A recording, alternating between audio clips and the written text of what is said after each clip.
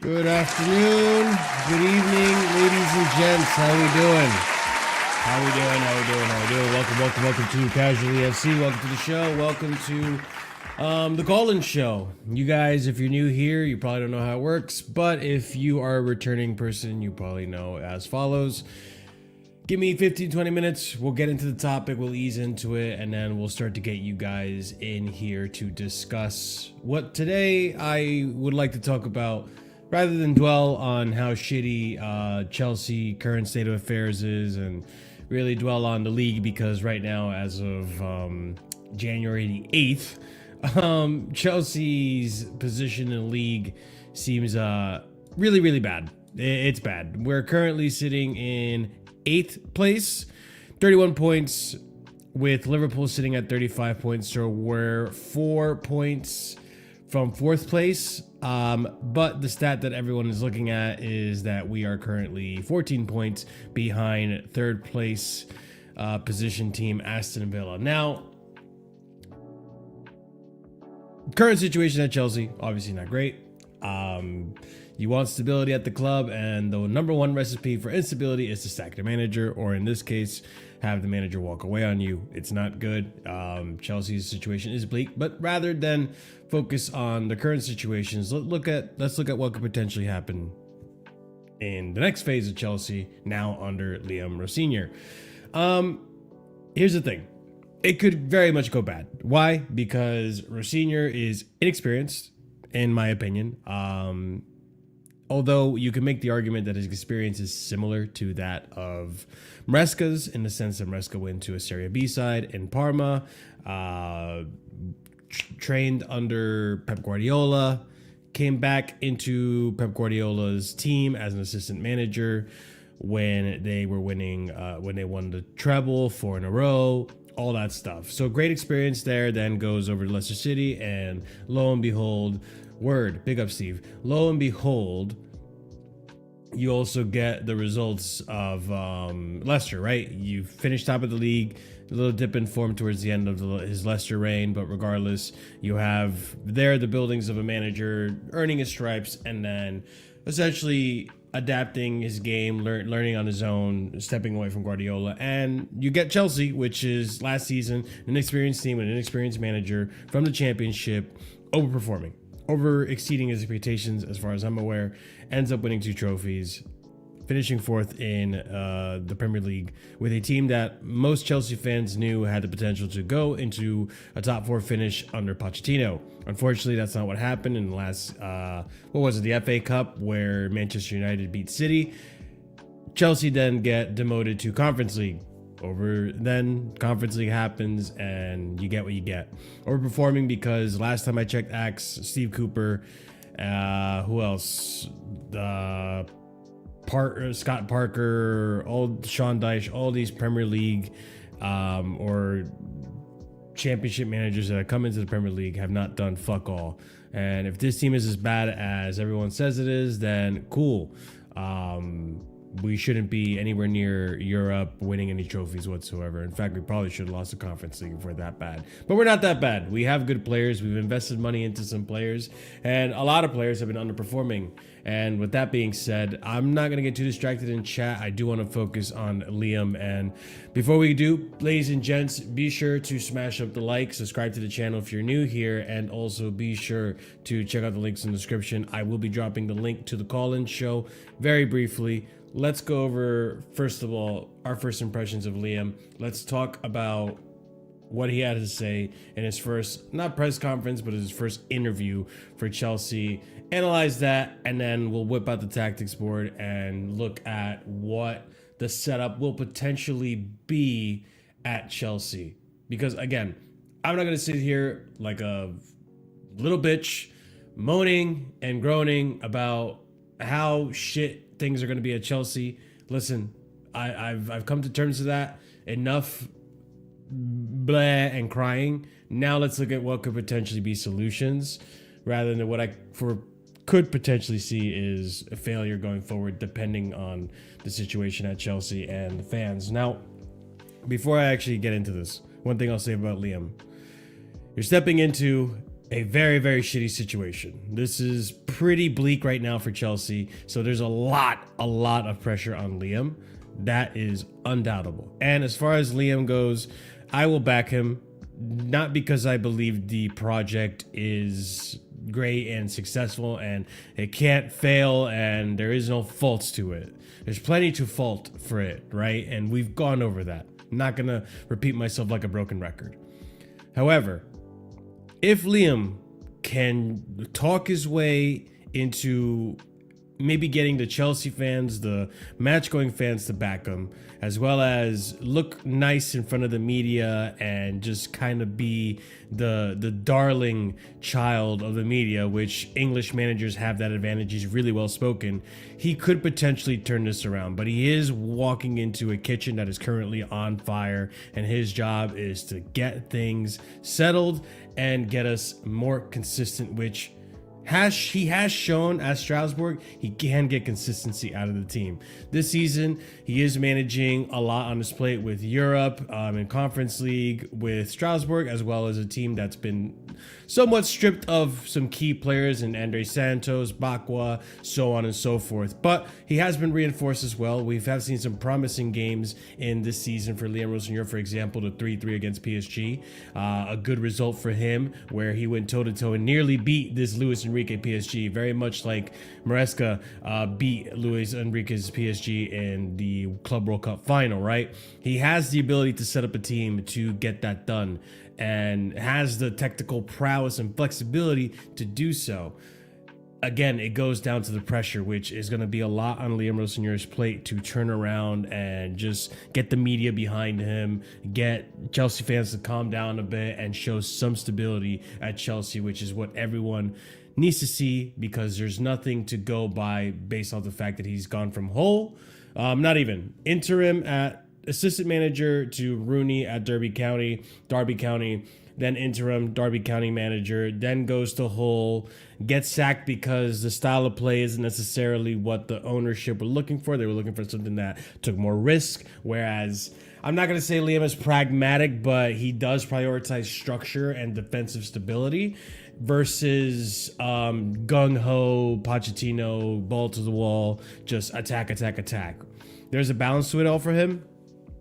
But that wasn't to the liking of the whole city ownership. So he gets sacked, comes to Strasbourg, has more flexibility, finishes in 7th place with Strasbourg, gets him back into Europe with something they've never done. And people have had nothing but good things to say about Rosenior. And I never doubted that this guy's going to be a good manager or coach. However, and he does get the best out of players. We will see that. However, in terms of if he's ready for the next level and the pressure, that is something we're going to see. So let's look at his interview and see what we learn. What can we assess? I'll open up the lines. We'll go over some of the tactics and what I expect Rosenior to do in terms of setting us up. I forgot how to even use StreamYard. Big up. But smash up the like, people, membership, all that fun stuff. All right. This is Liam's first interview at Chelsea. Let's see what he has to say. Liam, first of all, welcome to Chelsea. huge congratulations. How are you feeling sitting here as Chelsea head coach? Proud, excited, can't wait to start. It's a lot of hard work in my life to get to this point. But as I said to the players this afternoon, getting to this club is one thing, but I need to win at this amazing football club with these players, with the staff, and that's what my focus is on. All right, just to start things off right there, saying the right things. Listen, it's one thing to talk, Pochettino talk to talk. Maresca, when he came in, obviously people, if you remember his first interview, he's talked about winning trophies with this team. And I think Rosenior is not dumb. He understands this team has a lot of potential. There's a lot of really good players there. You've seen what they've done at their best. Club World Cup against Barcelona this season, finishing in top 4 last season, stepping up and getting it across the line for Conference League. Say what you want. At the end of the day, I've seen many teams not even finish the job and where they're supposed to. So you can't choke when the lights are at its brightest. But regardless, getting that job done and just showing quality towards the final end of the season, towards the beginning of the season, to where you get the drop off now for many reasons we'll go over, right? But so far so good. Obviously, he knows what it takes to be at Chelsea. He knows what he needs to do, and that is win. When I first heard about the fact that Chelsea Football Club were interested in me to be the head coach, it was one of the proudest days of my life. Okay, wait, hold on. Let's just reframe this. We weren't interested in having you as the coach now. You were the fail-safe if things didn't go well with Maresca. But that's besides the point. He has to say these things. He has to frame it in a way that he got presented as an opportunity versus like, oh shit, yeah, they saw me clearly as the best option going forward. No, this is a plan B. And it's not a bad plan B. I think Rosenior is a good manager, like I said, but we'll go over that later. And now I'm sat here. I've met the staff, I've met the players. It's a day that myself and my family will never forget. You did have training earlier today as well. I know what this club means to London as a city, how this club represents London as a city all over the world, the trophies this club has won, the managers who have had the privilege of the same thing that I'm living right now, and the players as well. And there's a culture of winning and traditions and values that I want to uphold, and I'm really, really looking forward to getting started. I know how special this club is, and I can't wait. All right, so I'll say this. I'm glad you know how special the club is. I'm glad you know the culture of winning and getting results. But my man, if this is what I fear, right? I fear that we're going to allow Rosenior for the rest of the season tactical flexibility, managerial flexibility. Don't be surprised if we do actually recall Mamadou Sarr right now from Strasbourg. That could be something that we do. So do not be surprised about that, considering he may want some center back stability, which right now we don't necessarily have. In Chalaba's hit or miss. Fofana, we don't know how fit he could stay. Badiashile has not looked up anywhere near as good as he used to. Big up Ahmed. We look at, for example, Levi Colwell, who is that defensive stability in the team, unavailable until the end of the season, so on and so forth. Achimpong and Hato, who look great, just inexperienced and maybe not the most consistent players out there because of that. They need more consistency in their game to get that stability that we're looking for. So Rosenior has a lot on his plate in terms of working with and trying to find a solution. So he's going to probably come in and want to get stability in first. But good to see that the mentality is there at least. You know what to say. Whether you actually act upon it or the ownership will let you act upon it, we will see. But it seems to me Rosenior is the type of manager that he probably understands the situation he's walking in and has to just manage minutes that he's given and try to make the best of it, which now he has better quality players around him. Maybe he can cook something different, but let's continue on. Not just for me, for all my family, my children, my son AJ, my extended family, friends. They're all very, very happy for he's me. Coming back but the only way I keep them happy is to win. And I know that's why I'm here. And with the players that we have and the staff that we have, I'm very, very confident we can do that. Feel at home. It's crazy after one day. I think Callum's been magnificent. Callum and Harry have took the team there's a really, really good energy amongst the group. Obviously, fantastic performance away at Manchester City in terms of all the things that I want from the team in terms of energy, intensity, togetherness, unity, and quality. I was really, really happy with that. But there's a really good feel around the club, and hopefully I can add to that. I think. So, in terms of, you know, the dressing room and the players in it, that's another test for Rosenior, right? One thing is, to his advantage, we have a relatively young team. I think the majority of players are under 23, with the exclusion of Tosin and Chalaba. Obviously, you got Cuckoo in there. Reese is 26, I believe. I forget how old Reese James is. But we have a relatively young squad. Yeah, 26, relatively young squad. So it's going to be a lot easier to get these players to maybe understand tactics or be more tactically aggressive going forward. So there's that for Rosenior. He does enjoy working with younger players because they don't necessarily have the experience or PTSD that holds some of these players back. We see, for example, maybe Neto not going forward or not really beating his man as much as he maybe did during the summer, right? During Club World Cup, where he was more willing to take challenges or take risks. So Rosenior might be able to instill a good mentality into the squad we saw at the end of last season when Strasbourg were on a winning way and they were getting their way back into Conference League. The vibes in the locker room were on an all-time high, and same thing goes for Chelsea, really. Chelsea, towards the end of last season, we saw there was dressing room unity. Everyone was relatively happy with the way things were going at the club. And when you have the players together and suffering through together and creating those bonds and chemistry and that trust, you do get good vibes in the dressing room. You do get better confidence. It exudes and it spreads, and you get the rest of the team playing well. It's just psychologically being sharp and up to the task of the challenges up ahead, right? So enough of me waffling. Let's continue on. I'm demanding. I think I'm honest, caring. I care about my team. I care about my players. I care about my staff. I'm meticulous, organised. I have a clear idea of the way I want the game to be played.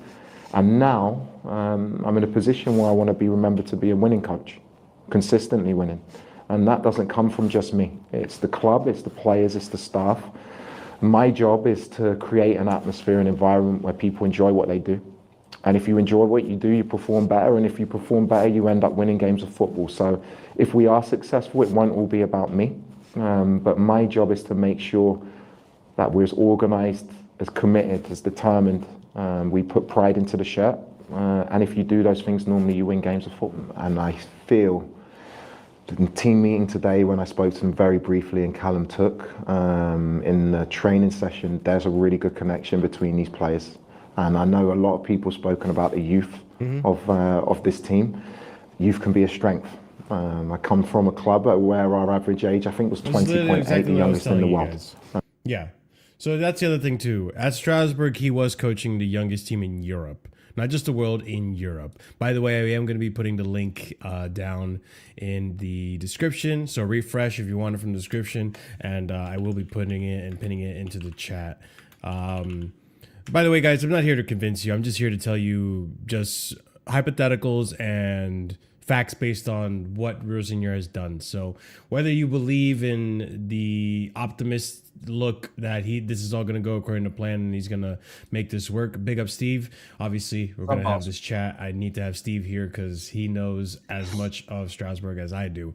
He watches a lot more games and probably is going to agree with a lot of the shit that I have to say today in terms of what to expect from Rosenior. But what's up, bro? How you doing? Chilling, man. Just got out of work. Freaking just played a few games of Black Ops 6, mashed up some fucking work, and I'm chilling, bro. I'm chilling. Yeah. So thanks for having me on, bro. Of course, man. It is no better person to really know about Rosenior and kind of confirm a lot of the things we're going to be looking at than you. So a lot of Chelsea fans right now, as you could probably tell, it's dire straits. We're in the dark ages, and it's been rough for Chelsea. I think, what is it? 1 win in 9 in the Prem. It's not good. It's looking really bad. 8th place for Chelsea. It's not looking good. So it was bad, but fucking hell, Yeah, that's it's pretty bad. It's pretty bad. But also in regards to Chelsea too, it's like, listen, I get it. Rosenior is very inexperienced. Only managed 3 clubs prior to this one here now at Chelsea in the last 4 to 5 years.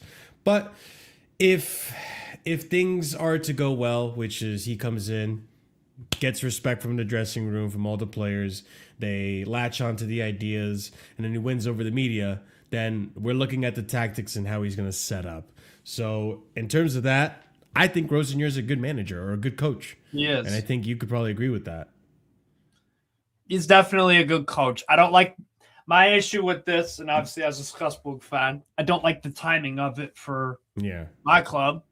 I don't think the timing for Rosenior right now is the best either to go to Chelsea. And I don't think the timing for Strasbourg, obviously this is a move where it's risky for everyone. And then we appointed bum-ass Gary O'Neill. Exactly. So it's like, this has to really hit. This has to really hit. Both clubs have to not only achieve some objectives, but probably go beyond that.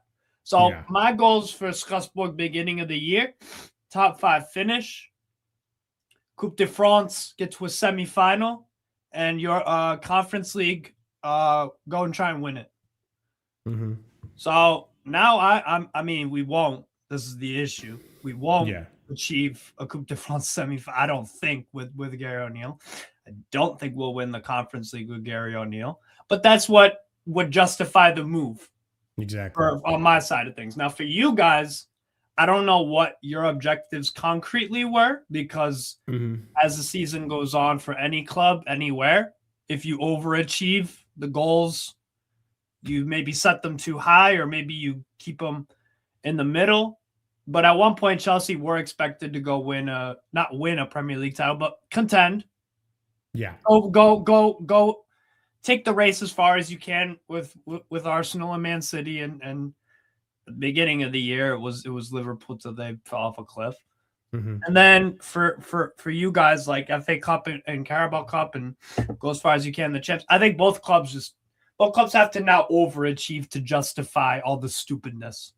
And I don't think I disagree with that at all. I mean, to give you a more inside look of what Chelsea's goals particularly are, we're hearing reports and rumors that deep cup runs and a top 4 finish.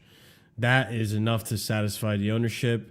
And so I think, listen, it's peak right now. I understand that. When you look at the table, 14 points behind Aston Villa in 3rd, 4 points, I believe, behind Liverpool in 4th. So it's not like it's not achievable. It's more so the lack of knowing what to expect, right, from Chelsea fans.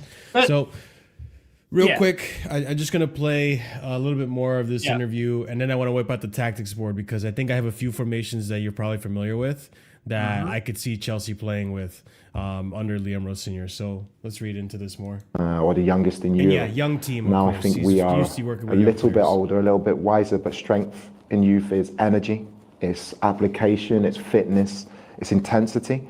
And they're all things that I want the fans to see. I want us to play high tempo, aggressive front foot football. I want the fans at home to be off their seat in the first 10, 15 minutes and feel like it's wave after wave. Because when I played against the likes of Essien, Lampard, Drogba, Robben, Joe Cole, you felt that when you turned up at Stamford Bridge, it was going to be a really difficult day. I think this is a big point to point out. Just bookmark for people in the chat. The big games. When it comes to the big games, I think I would like to believe, from what I've seen, Crystal Palace, PSG, he's cut from the same cloth. He will take tactical risk, very much like Maresca, and just outplay opposition. Although I know against PSG is a 3-3 draw. Regardless, that game, Strasbourg looked like the better team.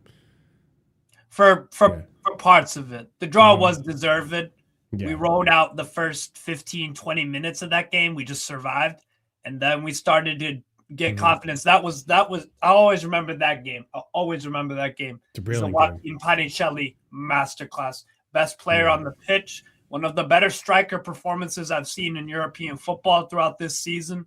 He was looking like amazing. He was looking amazing. Like just holding up the ball with power. Every loose ball that was gonna go out for a throw in, he kept in, and then he'd play a pass or he would hold the ball. He would just almost every single action, every single thing Panicelli did that day was fucking great. Like textbook, old school number 9 play.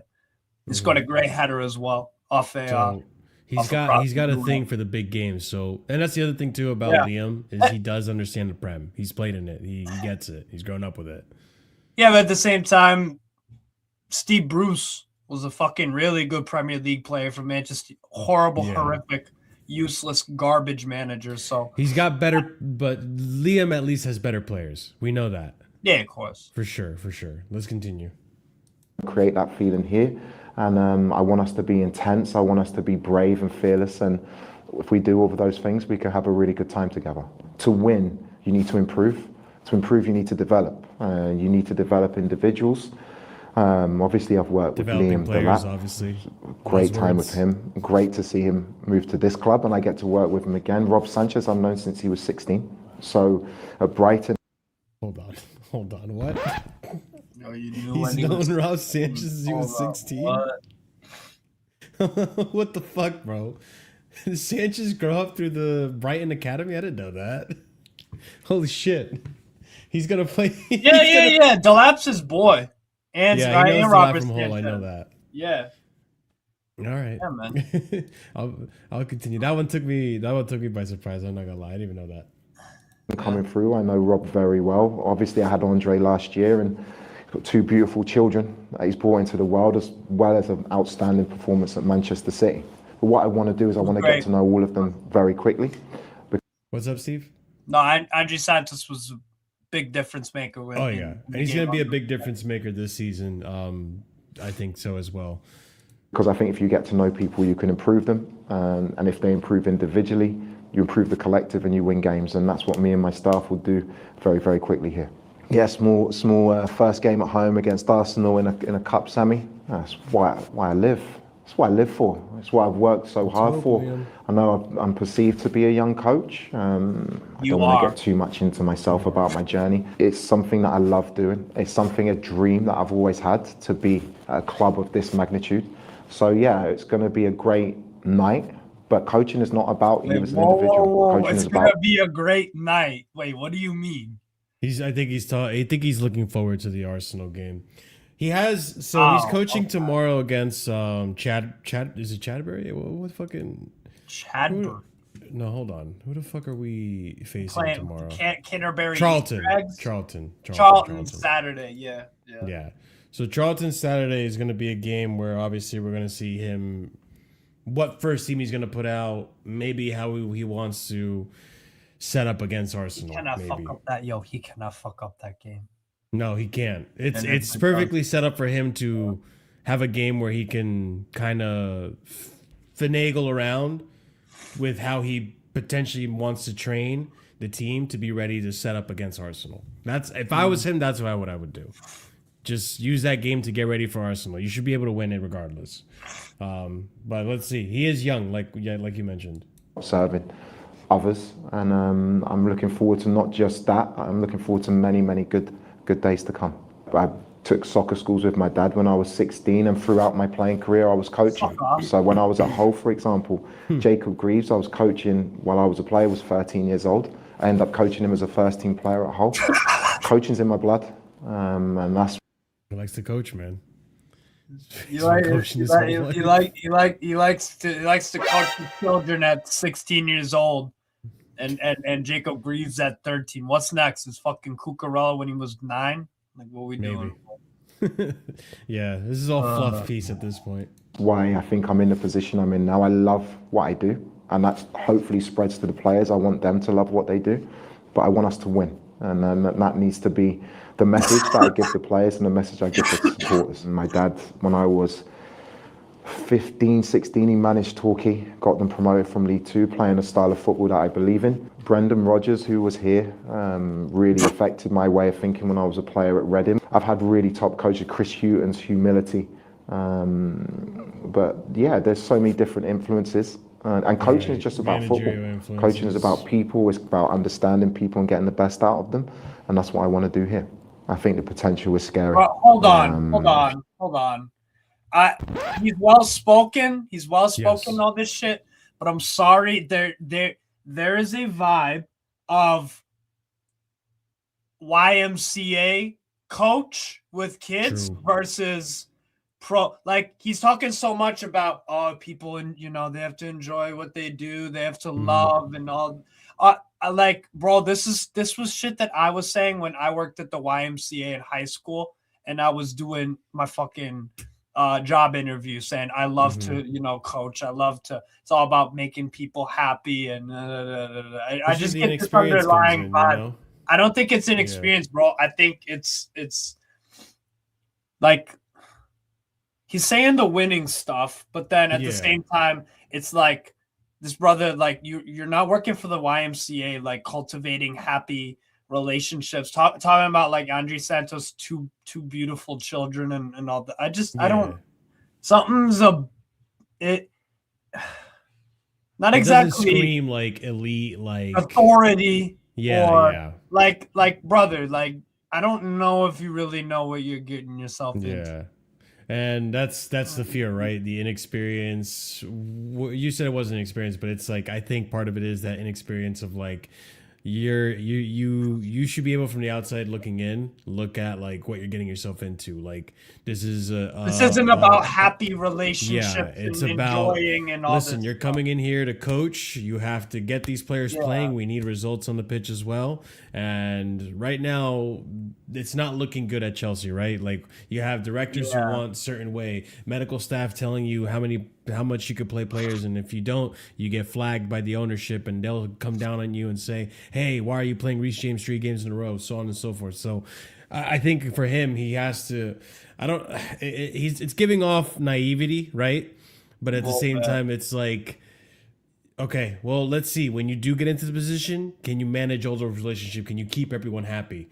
So, yeah. Will they enjoy? Will they enjoy it? Will everyone enjoy it like that? Yeah. Like, you have what we have here in terms of the raw tools, in terms of the ingredients, in terms of the quality of the players, the age that they're at, in terms of the staff, in terms of the supporters. When Stamford Bridge is rocking, the away fans, I've met Chelsea away fans are top. What my job is to create an atmosphere where we consistently win. I want to be here for a long time. I know I need to win in the short term, but I need to build for the long term. And with the likes, I don't want to single out individual players because every member of that squad is world class in my eyes. I just want to improve them. And I'm really, really looking forward to getting to work with them in the next few days. So on that note, I do want to say this as well. It's going to be interesting to see how he manages some of these players because people. You mean the world-class players, Marshall? Sorry. Let's clarify obviously, that. he's speaking really highly of them. Yeah, I understand that. It's funny, his job. It's funny. It is funny. It is. And by the way, people in the background, we'll let you in a minute. But in terms of this, it's like, okay, you're going to have to find a way to integrate and give everyone minutes. But he's also of the ilk of, if you don't fucking run, if you don't commit to the system, you will sit bench, you will not play, and you will also suffer the consequences on the pitch. So he does like his structure, but at the same time, and he doesn't have his favorites, but at the same time, if you perform, if you do your defensive duties, if you press, and if you do everything you're supposed to do on the pitch, you get play time, which, wink, wink, nudge, nudge, Enzo Fernandez. Wink, wink, nudge, nudge, Pedro Neto, the players who've been heavily criticized in this Chelsea team. But what do they do on the pitch? They run, they look busy, they get into challenges, and although both have been really poor lately, they're the ones putting in that work. Even under Pochettino, you had the Gallaghers in there, and runners. What was the other one? Gilchrist. Like there's these players that get the dirty work done, and he plays them. So that's one fear of mine with Liam, right? We'll see how much flexibility you actually have to get that done and do that. By the way, this fucking dude's fingers are so fucking long and his hands are huge. Jesus Christ. Let's finish up the video. And by the way, he's held that same position. I'm looking at his body language too. He's like Like, bro, relax. Yeah, it's a lot of pressure right now, bro. Finally then, Liam, you mentioned the supporters and how crucial they are. What would your message be to Chelsea fans listening to you right now? Believe in what's an amazing Easier football said club. than done, brother. Believe in the players.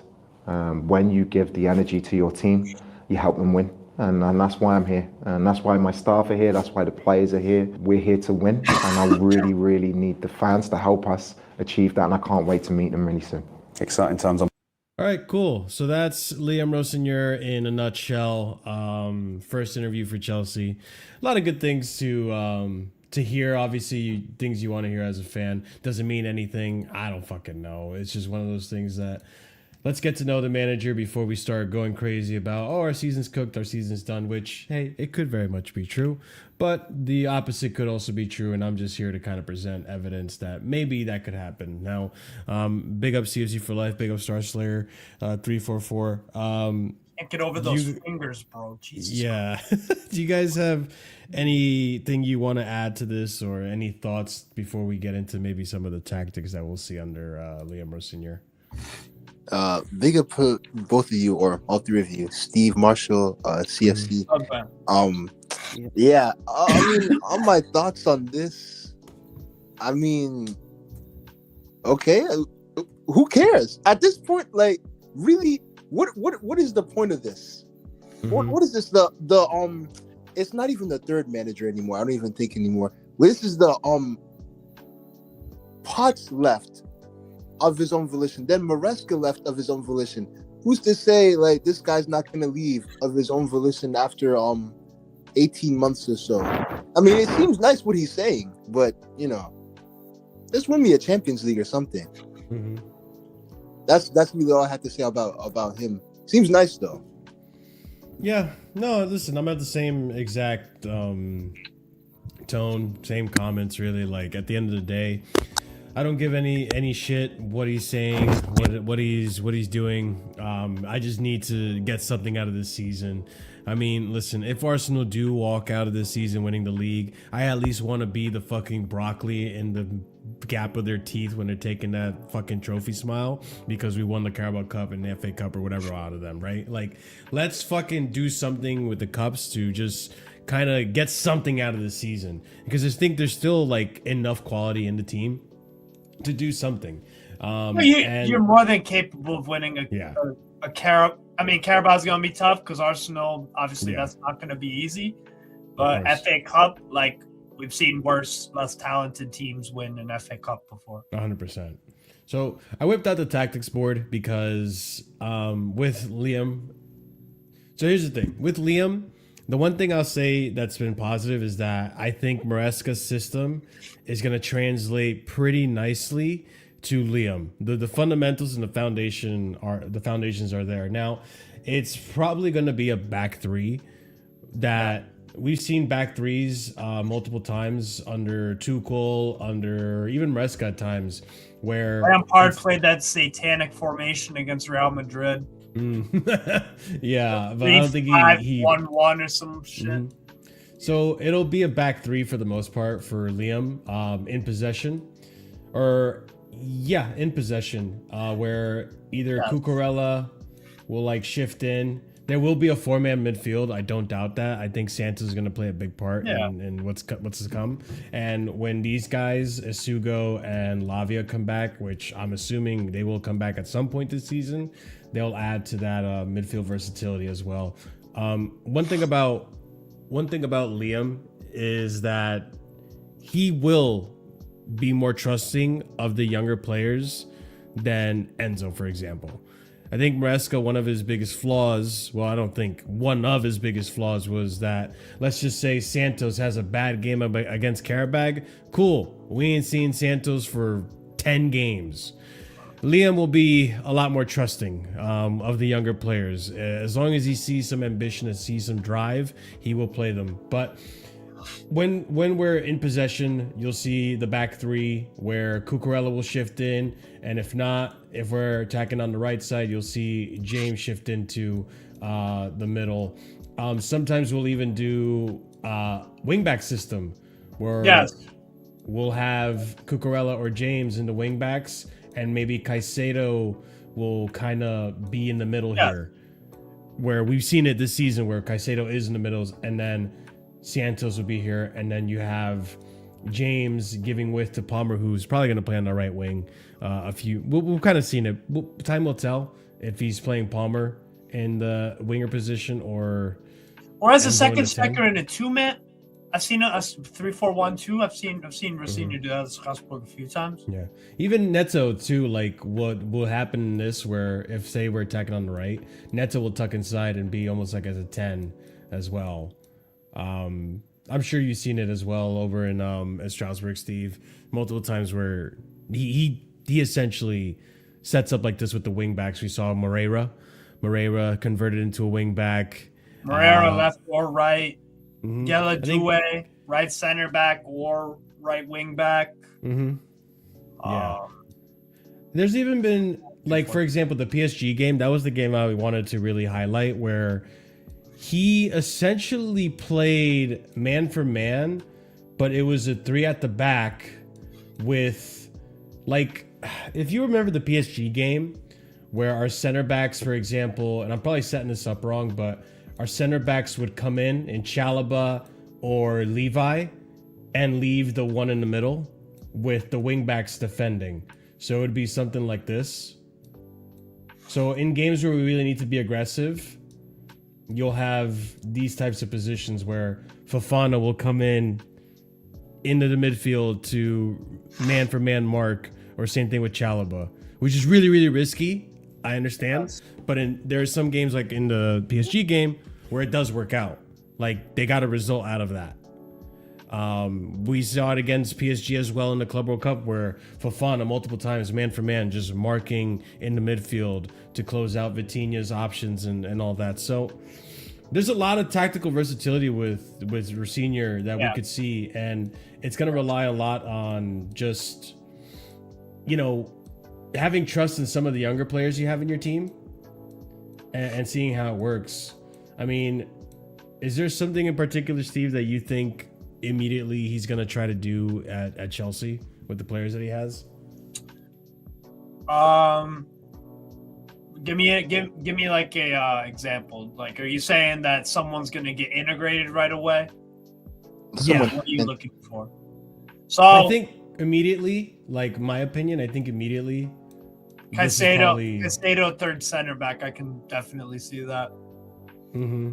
Like I can immediately think like he's gonna go on paper. It's gonna look like this, a 4-3-3, right? Where he's gonna put a midfield 3 of Santos and Enzo. But I think when we have possession, this is what we're gonna see, which is a box midfield or like a diamond even of James on the right, maybe Santos on the left, or Enzo. Cucurella and Caicedo as well can swap, can interchange with each other. Yeah, something like that. Exactly. Like I think this is how we're gonna set up. And although people don't like Neto defensively, like he'll come back and be almost. You'll see him as the Moreira. Mm-hmm. Exactly. Definitely freaking Garnacho. I'll tell you that. Exactly. But I feel like this is how he's gonna set up. And the other thing too is that when he defends in the same shape. It's almost like he prioritizes the shape before trying to get like a quick transition counterattack. Because Strasbourg is also slow build up. That's the other thing with similar to Maresca. Like it's focused on measured. possession. Yeah, exactly. Go ahead, Steve. It's very measured and methodical. A lot of moving parts. Like certain players like Hugsberg will one game be on the ball a lot in the middle, and then certain games would be Sa. Some games it'd be Doucouré. There's a lot of that. Midfield is always changing. Barco for you guys would make a lot of sense. Yeah. Do you feel like Enzo could be that Barco role though? No, because I don't. Do you think Enzo Fernandez is a good footballing brain? I don't think it's anything special. I really don't. Barco is such a smart footballer. He's so smart. He's got skill as well. He's got ability. But like his footballing brain is is he knows where to be at the right times, what paths to play. If he has to, if he has to go long or short, like he's just great. He's got a great footballing mind. Positionally, he knows what he's doing, and Rosenior will assign him different roles in different games, and I think he's been probably our player this season. Yeah, I can't lie to you though. I don't think Enzo has that footballing brain, bro. I feel like he just a lot of the time he's just, especially defensively. Sometimes he's just caught out in a horrible position. It's like, yo. Defensively, you're 100% right. I think that's the part that's like weird to me, because there are some games where I could see Rosenior doing this, and bear with me here because this is gonna look ridiculous, but it might just be crazy enough to work. Where he'll have Caicedo and James be more of an 8 to protect, and Palmer over here with maybe, for example, Esteval on the right. So Palmer would be a 10 to find spaces in between the gaps of opposition players, for example. Whereas James and Caicedo will be the ones defending Enzo, and Enzo will be like a deep lying playmaker. Because there are times where I see Barco play for Strasbourg this season, and he is covering all this ground, this whole 6 area, doing deep lie passes towards, in this case, it'll be, Moreira making a run on this side, or Enciso on the left, or whoever on the right. If the Lap is making a run, which he does make runs from time to time, Panicelli in this instance, or Omega, right? Enzo or Barco, and in Strasbourg's case, will ping that pass, and we know Enzo has that ability, but we haven't seen it. Enzo's been used more as like, a box crashing, probably more something like this under Maresca, where we'll have the Lap up here and Enzo will shift, and it'll be something like this, like a box midfield with Palmer on that right-hand side interchanging with Esteval, or Enzo on the left-hand side. Last season, PSG, when we were better, left attacking, 10, which doesn't leave too much for the creativity in terms of deep lying playmaking and passing. You're expected now to crash into the box, get goals, or build up short passes in the attacking third, which he does have this season, but it's not been good enough. It's not been effective enough. Yeah. So I don't know. Do you think I'm crazy that could you see Rosenior playing a deep lying Enzo as well, to kind of replace that Barco profile? That's the way with the way with Rosenior plays. That's kind of the only one, the only way that I can see him fitting in the team. I don't like pretty much every one of our midfielders has like a lot of tenacity, a lot of legs. They're quick thinkers. They're quick. Even though the build-up is slow, like all of our midfielders, like they make up their mind right away usually. So I don't even know if it's suited for the league thing. I just physical. I'm. What's going on, Anish? Big up to you. How are you doing, my friend? Bro? Oh well, can you hear me, guys? Yeah. Yeah, we can hear you. We can hear you. Yeah. How are you? How are we? Good. Right. Nice to see you guys. Welcome to the TED Talk. Thanks, bro. Actually, I was seeing you. Where do you base actually? Jersey in the U.S. Cool. I'm in New Hampshire. So the time I'm in Canada, so the time is not like from US. That's why I was last time I saw you doing live, and I was like, it might be so late in UK, but actually you're in US. It is late in the UK, but yeah, we have a late time crowd, late night crowd. I like the Ekbali out thing. Yeah, no, I'm not happy with ownership right now. 150%, man. 150%. Yeah, but what are you saying about I guess listen again. I'm emphasizing this part, chat and everyone in the panel. I'm not trying to convince you that Liam Rosenior is the answer. I'm just trying to show you what could potentially happen under Liam Rosenior with this team and how potentially, listen, with a better squad, with better players, maybe, just maybe the season does turn around. We start to get our spirits up and maybe we see players look better. I have a question on that, Marshall. Go for it. So when you say a better squad, better players, do you mean as in Rosenior improving the squad that we have, or do you mean as in going into January or in this month actually to go and get some players? No, the first one. Okay, so Definitely. Yeah, we're not going to get so. more players. The only thing I could potentially see is, so this is the problem that Rosenior has to face, and Steve, you can definitely speak on this. We don't have good center backs. Or I shouldn't say that. No, we but don't. We don't.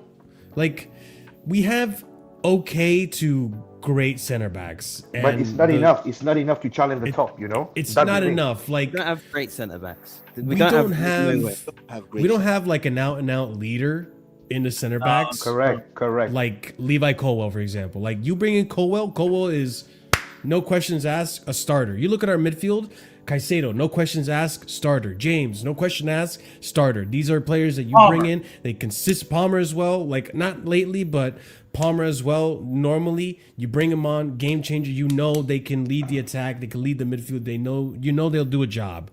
But we don't have that outside of Fofana, and Fofana's not reliable because he's not fit. So when Levi Colwell's there, you have your bases covered. And this is where the directors see the team, right? Like, we have our leader in the back. He's just out for the season.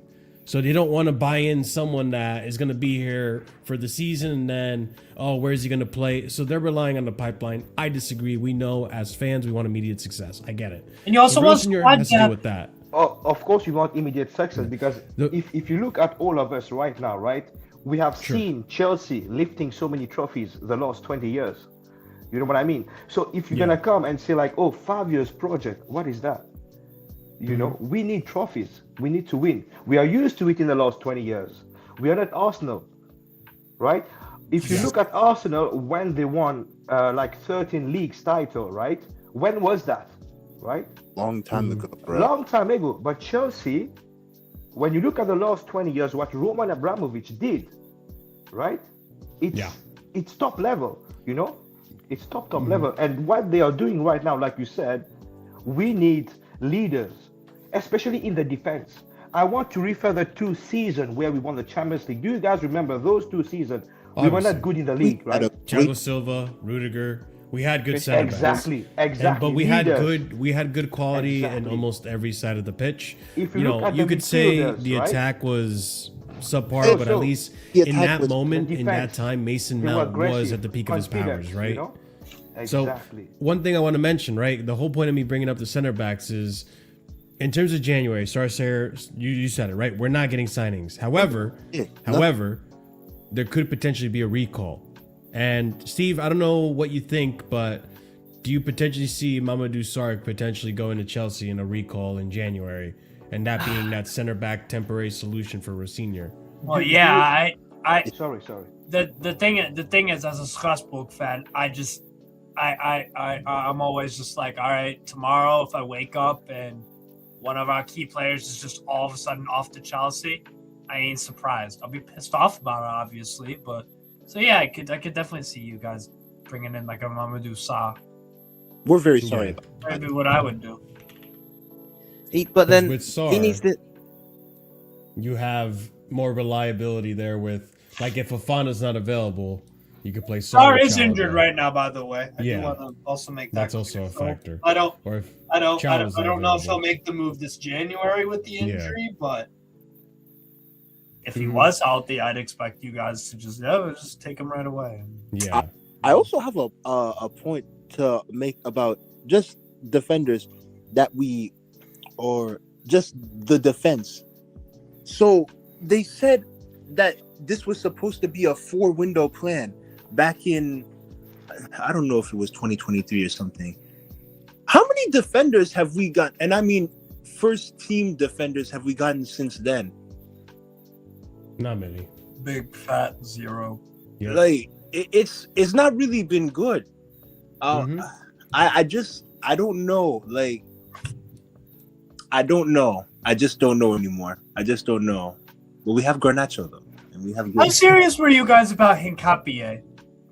I don't know if we were serious at all, but a lot of the fans were saying that name before, and you know, I know definitely. I don't know if you guys know Joey or Wap Sports was saying. Yeah, Joey, my guy. Yeah. Joey. Yeah. He was saying the name a lot. Like good player, but you know, of course, we're not going to look at him. He's too good, probably. Yeah. So it's about like working with what you got, which. I hate that so much. I mean, it's just a reality. That's the thing. The thing with Rosenior, and this is what. Don't expect Rosenior to come in, even at his very best, to challenge for the league. It's not going to happen. But what he will do, at least right now, is find an immediate solution. Which this team needs stability. This team needs consistency, and so with the tactics that the way he sets up. He makes it so that the players don't have as much freedom in the build-up phase. It makes it very like idiot-proof. Like this is what you're like. For example, As much as possible. Yeah. Exactly. For example, if we're gonna do the wing backs thing, right? Let's just say, for example, he shifts this over. Neto comes down as a wing back. We play something like this, right? With like a 3-5-2, right? With Enzo as like the dictator play or whatever, interchangeable with Santos, something like that. It's going to make it so that James knows you're either going to tuck into the inside, right? With Palmer coming down to receive the ball, or you're going to overlap him. Neto, defend. If you see the spaces, go forward. It makes it pretty much foolproof. You can even replace James as a fullback with Gusto as a fullback. Gusto that can help, link up play and come into the inside of the attack. And then is quick enough recovery pace-wise to come back and defend. So it's interesting. There's a lot of flexibilities and a lot of ways to make it so that this is just more straightforward rather than, when I have the ball in this position, I have to find the space on the inside or Enzo should be here. It allows for less thinking and more just go and get this shit done.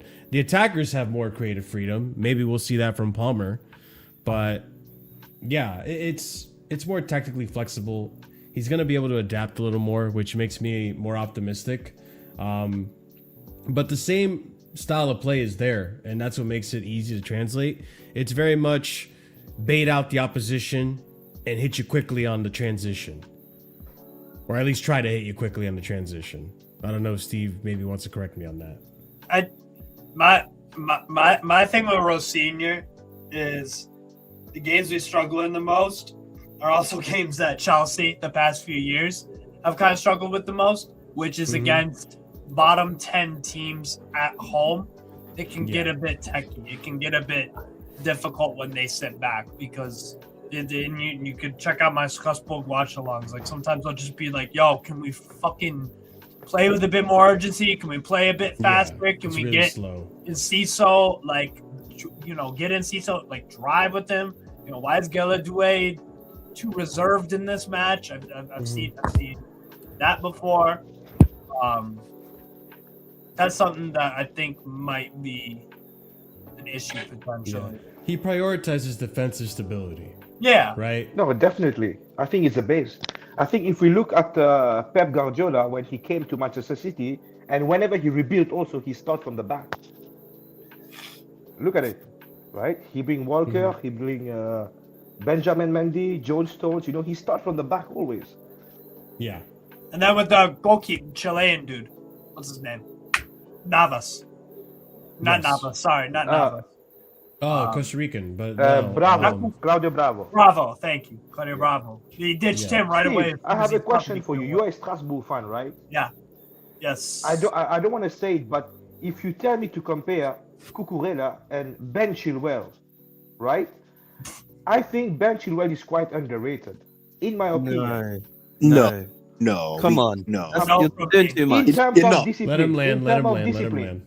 in terms of discipline, right? Decision making. I'm not saying Cucurella is a bad player. He's a very good player. I'm a Chelsea fan, but discipline is very important, especially when you're a defender. What do you think is more important, or what's easier to fix, discipline or overall being a better player? I think Chilwell's horrible. Chilwell, I was cussing him on Saturday versus Nice. I was cussing him. Cucurella hasn't got that many red cards anyway. To like, I understand what you're saying with that, yeah, but Cucurella hasn't really been sent off a lot for us to say he's got bad discipline.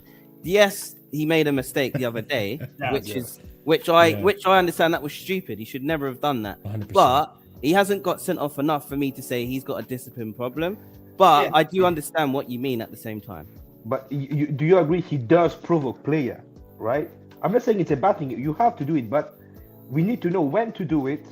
Yeah. Right? And if you're playing for big games, for example, and you're provoking player like that, you won't go far. Yeah. Steve, would you say that Rosenior is pretty much like the type of coach that likes to drill into players' decision-making skills? Like the example being like when to start a press, when to trigger a press, and when to maybe sit back and bait out an opponent? I think what he prioritizes is, like you said, structure. Everybody do their job man for man, right? Make good decisions positionally. Like he'll and he sometimes he's a bit hit or miss with his in-game subs in terms of recognizing it, when to bring someone off or when to not take someone off, and then you do, and it's like, the fuck, dude. I think his priority as a coach is discipline. I would say is discipline and just being kind of street smart. Yeah, that's what I would say. I think that's where we're gonna see the discipline of like just keeping the information, being defensively solid, right? Like he won't take risks that are gonna cost him the game. You know, like he'll take maybe tactical risks in the beginning, but he won't compromise the structure, like you're saying. What's that based on, though, Marshall? Well, what exactly based on? So what you just said there, how do you know he's going to do that with the team we have? So how do you know he's not going to take risks? I'm just asking, by the way. How do you know he's not going to take risks? Because in certain games this year, whether it's Conference League or whether it's Liga, like I've seen just very conservative games from Rosenior against certain opponents. Like he's very slow at build-up. FC Nantes at home and Le Havre at home early in the year. We won those games very late. FC Metz away in our derby, very just they're like team like Metz, Le Havre, Nantes. They all just watch. A lot of the game was them watching us build up, and then we would almost try to pass, almost try to take them on, and then just go back. And then it was like, 45 minutes of just like, our center backs are passing each other the ball. A midfielder gets on it, gets immediately marked down. Okay, go back to Penders, try something new. So, there will be some of those. Speaking of Penders, Steve, because I did my homework, but the one thing I didn't do my homework on is, when does Rosenior, when did that Penders so funny enough, Rosenior kind of from time to time plays a 4-4-3. Like, that sounds really stupid. No, it's true. Yeah. It's actually fucking true. Does this look right? 4-4-3. What's literally Penders will does literally. This look right, Steve? Yeah. They'll try to create an overload. Is he gonna do that with Sanchez? You think? I don't think so. I don't think he's gonna risk it. You think can't do that in the Premier League? No, in the Premier League, and you know why, Marshall? You know why? Could never do that. This is something you can take from the interview. Clearly, Robert Sanchez is his boy, and he thinks he's fantastic, and he thinks your squad is world class. So, I don't think he's gonna do that. That's just stupid. I'll tell you why. French league is completely different. Even the style of play, it's not end-to-end football. It's not high intensity for the like every Liga? single game. Yeah, I wouldn't A say lot of every games. single A game. lot of games are back and forth. It's not Premier League intensity though, is it?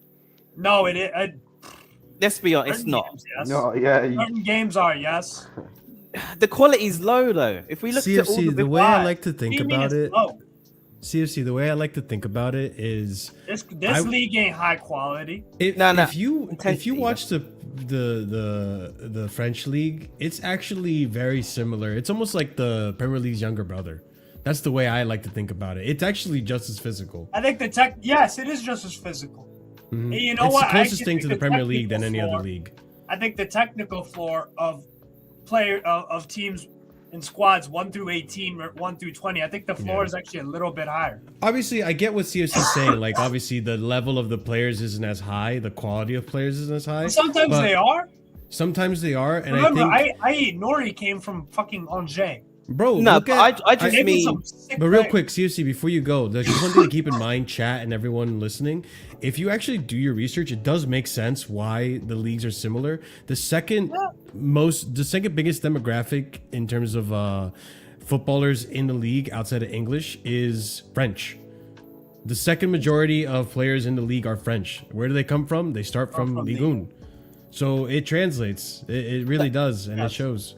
Yeah, I agree. I'm not saying they don't have players or good quality, but I'm just Yeah. talking about if you look at in Europe in Champions League, you look at the French teams.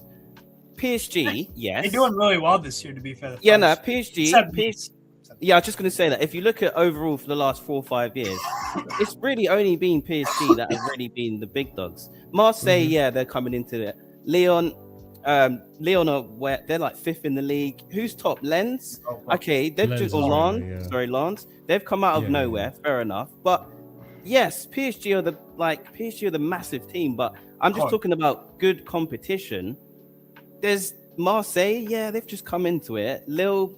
But are they really big dogs in the Champions League? No, I'd just say PSG. So I'm not saying that the league's bad. No, you find a lot of gems in the French league, and there's a lot of quality players. So I'm not knocking that. I'm just trying to think: is Rosenior going to get Sanchez to run out and play like a sweeper keeper? That's just asking for I trouble. can see it. Yeah, that's crazy. It is crazy, and it does make me nervous. I ain't gonna lie to you, which is why I think next season. Because here's the other thing too. Like, I know the micromanaging thing has been a problem. I think most of us Chelsea fans have had an issue with that. What I will say is, I feel like this ownership will kind of do the same thing they did to Enzo. First season, all right, we'll lay back, we'll lay off, we'll just let you do your thing, we'll see how it goes. And then the next season, we're going to start to get our grubby hands in there. Oh, you can't play this player this many minutes. You can't play this player that many minutes. Oh, you need to rotate. Tosin's value needs to go up. All this bullshit that we're starting to see, right? So I think you will get some leeway, and maybe we'll... Listen, Star Slayer said it before. I'm not optimistic about the ownership. We'll see how long Rosenior's reign really lasts. But assuming it does last, and he does get along with the ownership and play along with whatever the fuck they're telling him to do, maybe we can get something. I don't know. I don't know how this is gonna work, bro. Because if you look at our recent games, right? Aston Villa, Sure. we looked so good until we started getting pressed in the 60th minute, and then what happened? We panicked. At Leeds, we got pressed. They were not scared of us. They didn't sit back. They just kept attacking. And we just look so lost and confused, bro. We can't, when the pressure comes to us, like, there's nobody in that back line to be like, you know, to lead the team and tell them like, yo, like, Calm things down. calm things down. Exactly. Yeah, So, Like I see Fabian Schär do it all the time for us. Sometimes Exactly. the guy will just fake a head injury and just take the sting out of the game, and the freaking medics have to come out and treat him for 3 minutes. exactly. Well, And that smart stuff like that. Yeah. it's so important. And if Liam, and I'm gonna back him until I have no reason not Sure. to, right? But if the way he wants to play, like with Sanchez coming out that high, bro, they're gonna run through us. So, Steve, question for you. Why did he start doing that this season, and why didn't he do that last season with Petrovic? Because Petrovic... And is much better on the ball. Petrovic was getting really good stats for being on the ball last season, though. Stats versus eye test. Fair What enough. you just what did you just say? True. What did you just say a few seconds ago? Why is last year goalkeeper usage on the ball, whatever you want to call it? Why is this year Rosenior utilizing the goalkeeper to pass much more and play up versus Petrovic? Because Petrovic he limited it. So that's why the stats look good. If you attempt something twice and you're successful at it twice, you have 100%. If you attempt it 4 times and you're successful twice, it's 50%. It's just volume. Like Petrovic was good on the ball with most of the time with the limited time that he had it compared to Penders, because Penders is just better on the ball. So potentially it'll be an eye test thing for Rosenior as well, and we might not even see Sanchez back there if he's not good on the ball eye test wise. Then maybe we'll just see He'll just be a normal goalkeeper. No, well, the same thing we're seeing right now, right? Where it's just sit back, play with the ball, right? Like play out the back and everything. But I'm not gonna have you be part of the build up with the center backs. Just he still creates chances with what he's doing now. Do you know what I mean with Sanchez? So you don't really need to tell him to run out, and because he loses his head. So you want to make sure he doesn't get too carried away, because we've seen it. He's had a great season, but we've seen it when he's not had a good season. When he loses his head, he tries to do too much. So if you just kind of keep him calm, limit him, just basically tell him to do what he's doing now and play from the back, I think he'll be all right. But just don't get him to come out and start trying to play out. And who was that Man United goalkeeper that they had and they got rid of, who was really good at the back? Oh, Onana. Exactly, yeah. Remember, he was like, and look how bad he was. He was awful. So I don't want to be seeing someone like that. So I need him to be sensible and don't let him be like, get too carried away. But yeah, hopefully he does. I think he's gonna try. I think he's gonna try to play the same, like have him play the same way. And if it doesn't work, he's gonna change it. He's not like Enzo, who was like, one vision for the team, right? Like the thing I heard about Liam, which I actually like. Not that, I actually rate Enzo really, really high, but like, bro, like certain games, I'm like, dude, you gotta like switch something up, like change something. But he was stuck to that one idea, right? And supposedly Liam is more open and fluid. So we'll see. Now, my other question to Steve is, who do you think our main striker is going to be? Is he going to lean more towards Liam Delap, or do you think he's more geared towards like a João Pedro? That confident? Yeah, it'll be Delap. Pedro. Big up, Chris. What's happening if Delap doesn't get you like, I don't know, a goal every 3-4 games? Will he still pick Delap, do you reckon? Yeah. Really? It'll be Delap. Yeah, because ultimately I think when he has a Mega and he has Penny, like he started out right away with Panichelli, albeit a Mega for us has had some injuries and stuff. But Panichelli's played a lot under him, and he just got in. So I think he likes that kind of striker, man.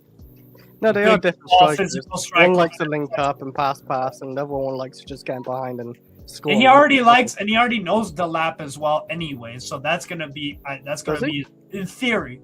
Yeah, Hull City. Oh, okay. Yeah, he did play for City, didn't he? And he mentioned Delap in the interview, obviously. So. I don't think I saw the interview, so. I almost cried watching Delap yesterday, bro. He was cooking. He was good. I'm like, dude, finally. Yeah. You almost cried watching Delap? Bro, because no. Wait. I'm saying that because we've missed like Chelsea has not had like somebody to hold up the ball, bro. Like, and it was killing us. Yeah, and it was killing us. If you guys remember the Bayern game, the Champions League game, bro, the width was wide open because they kept pushing. But every time we sent the ball to João Pedro, he came right back in our face. He was getting bullied. We had no hold up strikers, and that's an attribute that we really could have used under Maresca for sure. Yeah, because we like to play crosses into people. Without the lap, we play all these crosses into João Pedro, but I'm thinking he's not that physical striker. So I hope we play into the lap, like you said, that physicality, that strength. So hopefully he helps us. Hasn't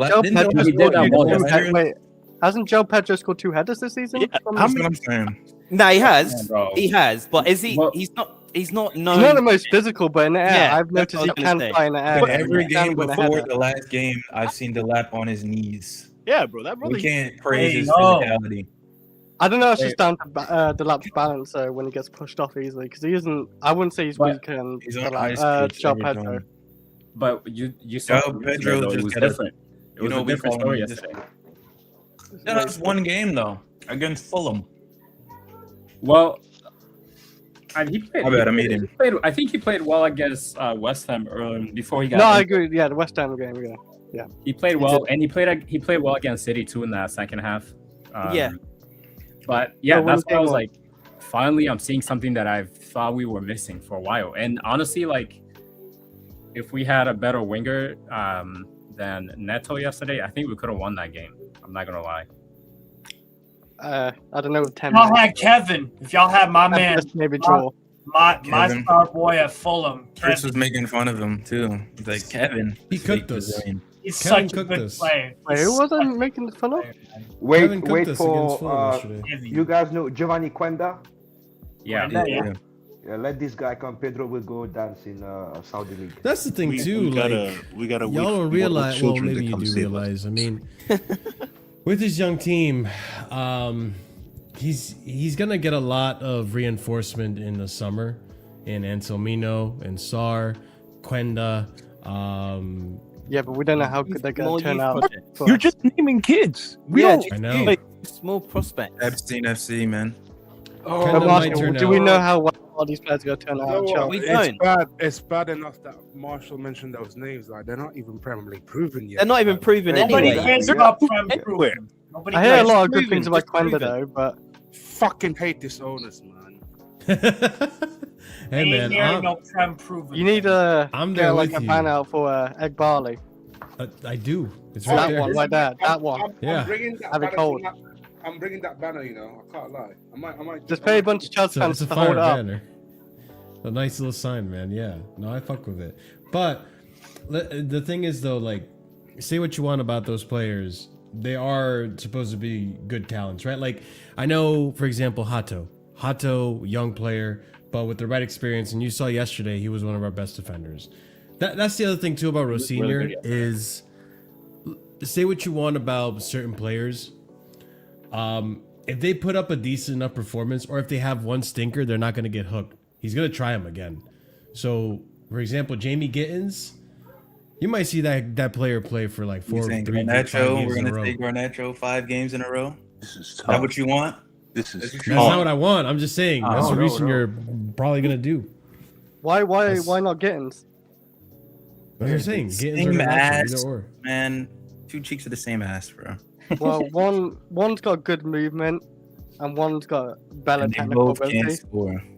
He likes young players, bro. He said it. He likes young players because they don't have the battle scars of previous encounters. They're more willing to take risks. They're more willing. Intensity. They're willing. Oh, he's trying to groom him. Would you rather get?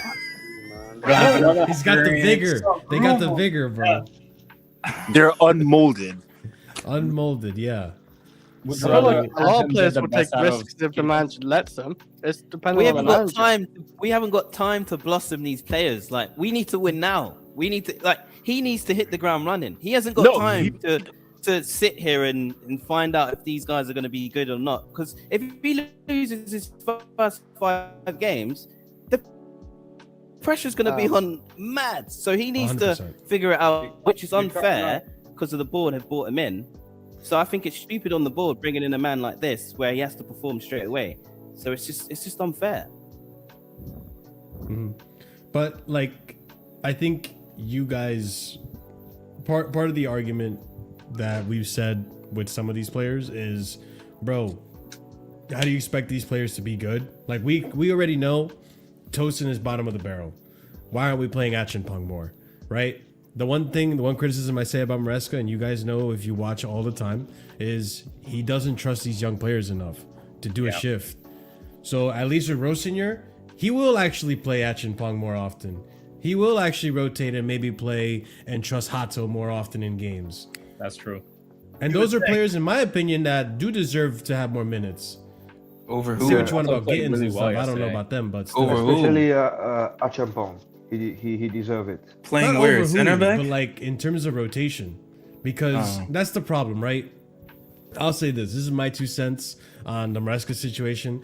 I think Maresca wanted to have a settled 11 to play game in, game out, champs and Premier League, but the ownership are like, no, we still have to have an A team and a B team for both competitions. And so there's the fighting of rotation. So But that's the thing. If Egbali keep putting his nose in the squad selection, what the purpose then?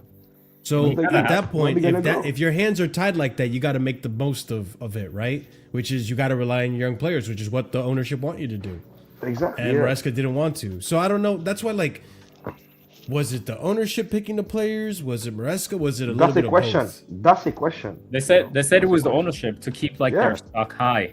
We're gonna see if Bro, these these players guys- are good enough, bro. We're gonna see This now. guy Egbali, They're trying he's to not do gonna it. he's not gonna Instead last of- 2 more seasons. They want to raise the value of the players. 100%. The Let's reality get the is races, bro. we're still losing money. We're not He's even here making- for business. He's here for business. And What business kind of is not business, going bro? well, They don't bro, even have so a front shirt sponsor. Yeah, If 100%. We have no somebody short come in sponsor for and, 3 and years now. splash 150 million on Cole Palmer, do you think he won't let him go? Yeah. he's gonna let him go. See? But the Bro, thing is, he's- though, he's guys, there for the money, even bro. though So what- even when he though starts I looking 100% agree with everything you guys are saying, you also gotta say there were some games where Maresca definitely tipped the scales by playing players that he trusted more than Acheampong, for example, or whatever.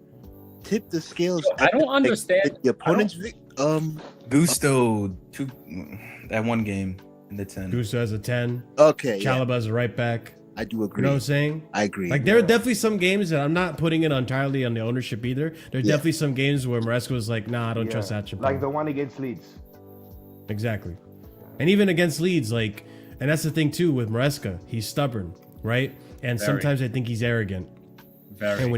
And I think that translates to the team because against Leeds, do you guys remember what he said in the press conference against Leeds? No, what did he say? He was like, "Oh, I didn't expect them to play in a back three." Remember that? Oh, all the videos we watch of Leeds, we studied them in this formation. I didn't expect them to play a back three. He said that multiple times in this season. Oh, it's when he owned up the one we just where we lost, right?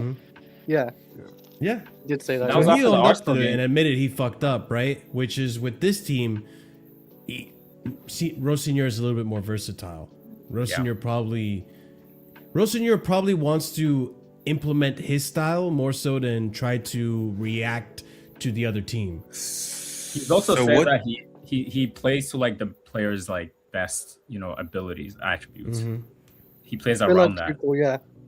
Tuchel did Yeah, that. I don't understand why Maresca didn't play Acheampong, bro. Because the last game Acheampong He doesn't played trust well was a Liverpool game with what's that? The what's squad that is guy? better than what a lot of Badiashile. us give Badiashile. it. For the real, I don't think so. it's not much harder to be better than the center backs that we have now. Yeah. So we'll see. We'll see how good he is. Bro, this That's what I'm guy, saying. these owners are in it for business, right? Yeah. I don't think business is going well, bro. How long till Egbali's like, yo, I'm losing too much money. Let me cash out or let me sell my stake. I don't They think haven't got a if this sponsor continues that for can 2 do more it. seasons, I think he's gonna sell his stake. I hope he sells it because this guy doesn't Me know too. what he's doing. I He think doesn't. I think with the force from the fans, I think he will sell it quickly. And I thought there was a 10-year thing. It was, Yeah. yeah. Chelsea There might be entirely a is loophole. 10-year thing, yeah. But they can But he- sell their stakes to each other. I'm pretty sure. Yeah, they other, can yeah. sell for like a Todd Bowley or something, right? Yeah, so Yeah. he should go ahead and do that and I get the disagree. fuck You out. you think Todd Bowley do a better job? Hell Yeah, yeah. I think so. Maybe Look at we the should Dutch. give him a I chance. think he'd go for more We should give him a experience, chance. but I don't know. Like, Bowley's in it to win trophies, bro. He wants to Look at the teams he owns. Tired of these fucking breadcrumb players. Give me some ballers in this. Exactly. In this fucking. Give us In some this bitch. ballers, bro. Look, All these scrubs. They said elite No, I young would like talent. an Osherman or something, but since our like Egbali's like system, he doesn't Bowley want to like, always had the majority, bro. he don't want to Egbali like always pay had the overpay on majority. players. Look what happened when Bowley became the majority owner of the Lakers. Who did he get?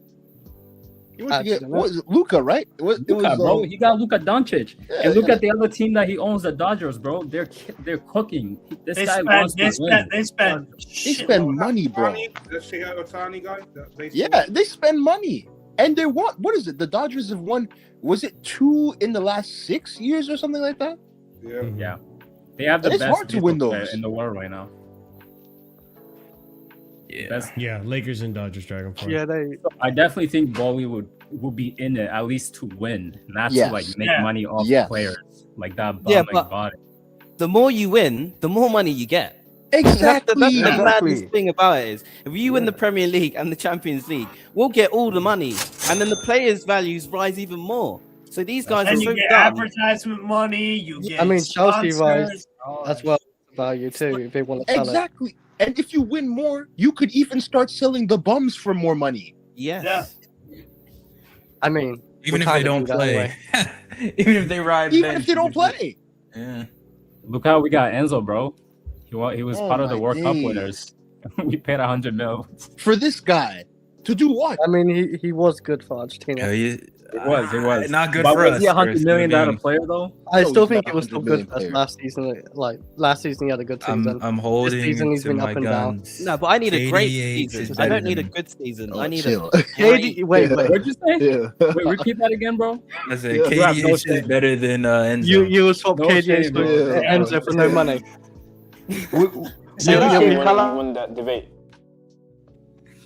You'll be okay swapping. No money. Swapping? No money? yeah. No, I need money, obviously. No, KDH better, man. No. Nah, I they're can't different do players that. anyway. Yeah, exactly. See, In he's the got 10, I think I'd prefer KDH. I ain't gonna lie to you. No, because if you give me Enzo like last season, like box crashing, That's not the nah. Enzo we have, man.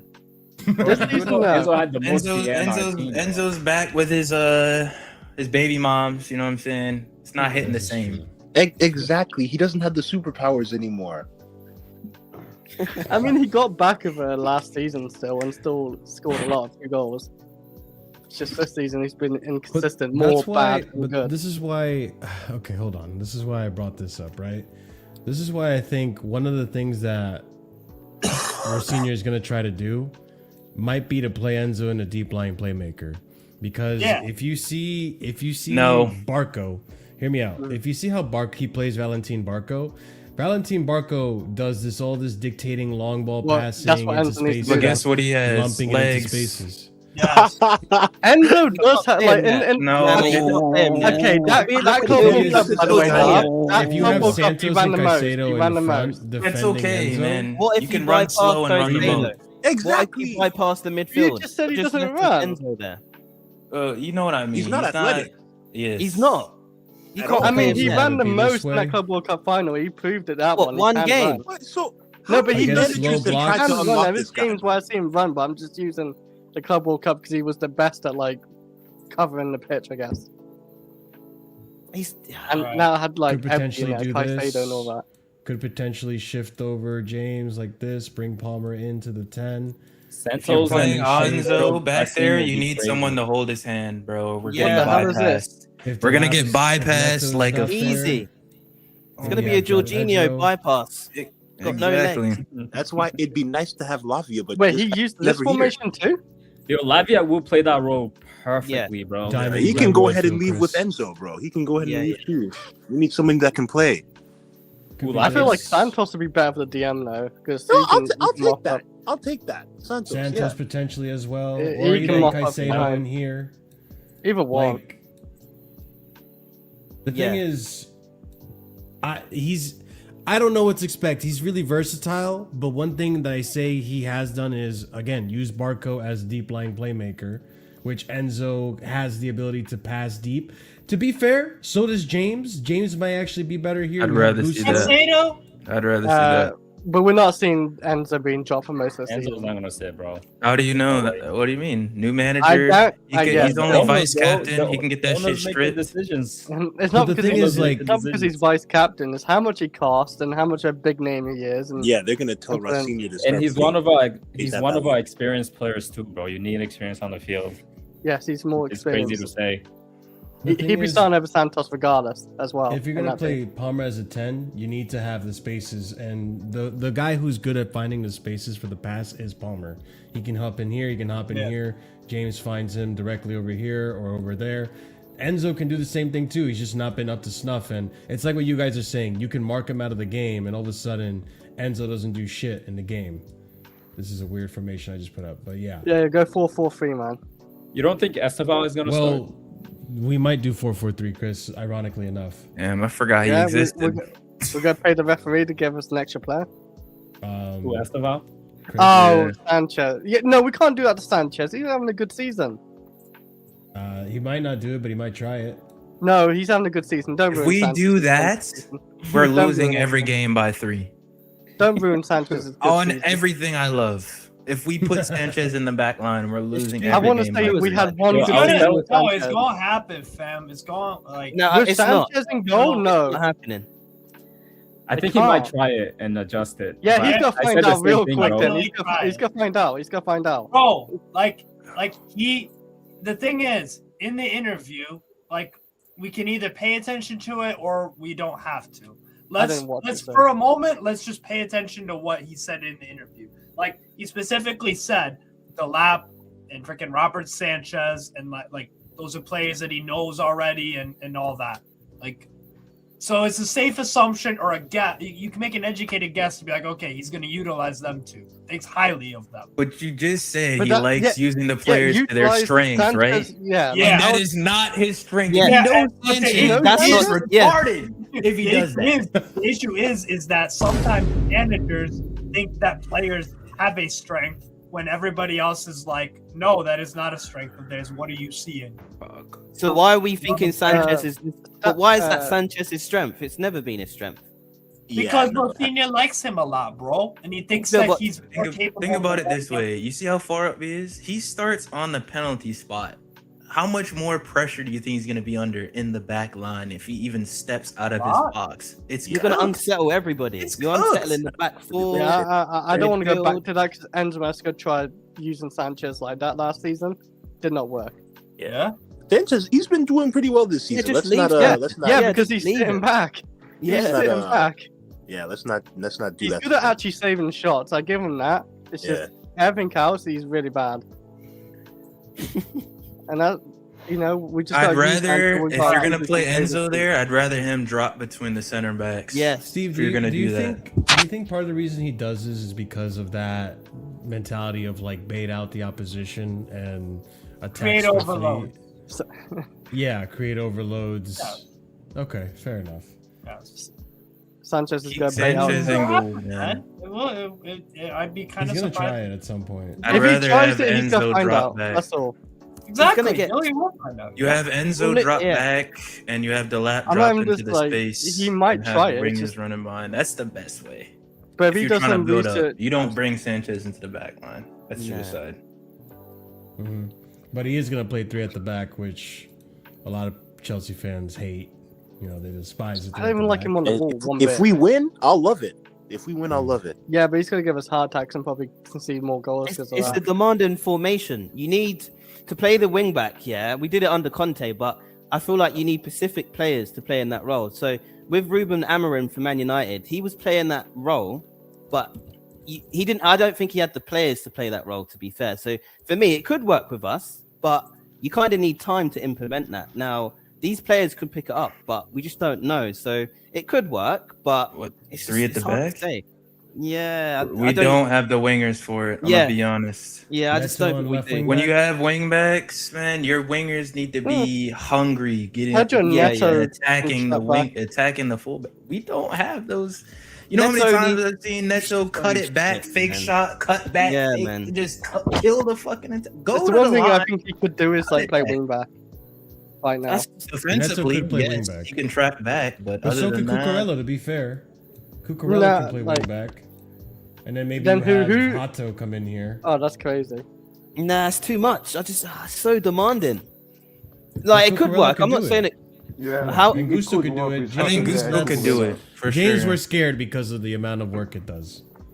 Nah, I It's a don't lot want of to tax on the players. It's a lot of tax on the players. Especially, I mean, Reece yeah. placed in the back though, Marshall, if he's not in the midfield. Especially in the 3 at the back, your attackers got to be ruthless, and we don't Yeah. have very ruthless attackers. No. Like we need problem- a lot of chance creation. The to biggest score. problem I have is this one right here, is Chalobah in the middle of a 3. Because Yeah. I don't think it's going to be You know what? Fofana. He likes to play I Fofana think- on the right. You know what? Where's Colwell at when we need him? Then where would No. Reece play then? That's What were why I you gonna don't say, also Victor? don't. Chalobah Tosin partnership doesn't work though, because they're both right centre back. Yeah, that's You why can play Tosin's Unk in the over middle. here. You can play I mean, Unk in the middle. I think and play Fofana Chalobah will on have the to left. play him. No. What? I don't think You they'll can play never- Unk in the middle, Chalobah on the left, and Hato at wing back. If you So really wanted where's to. Reece then? Playing, To not you know, play golf? Cucurella?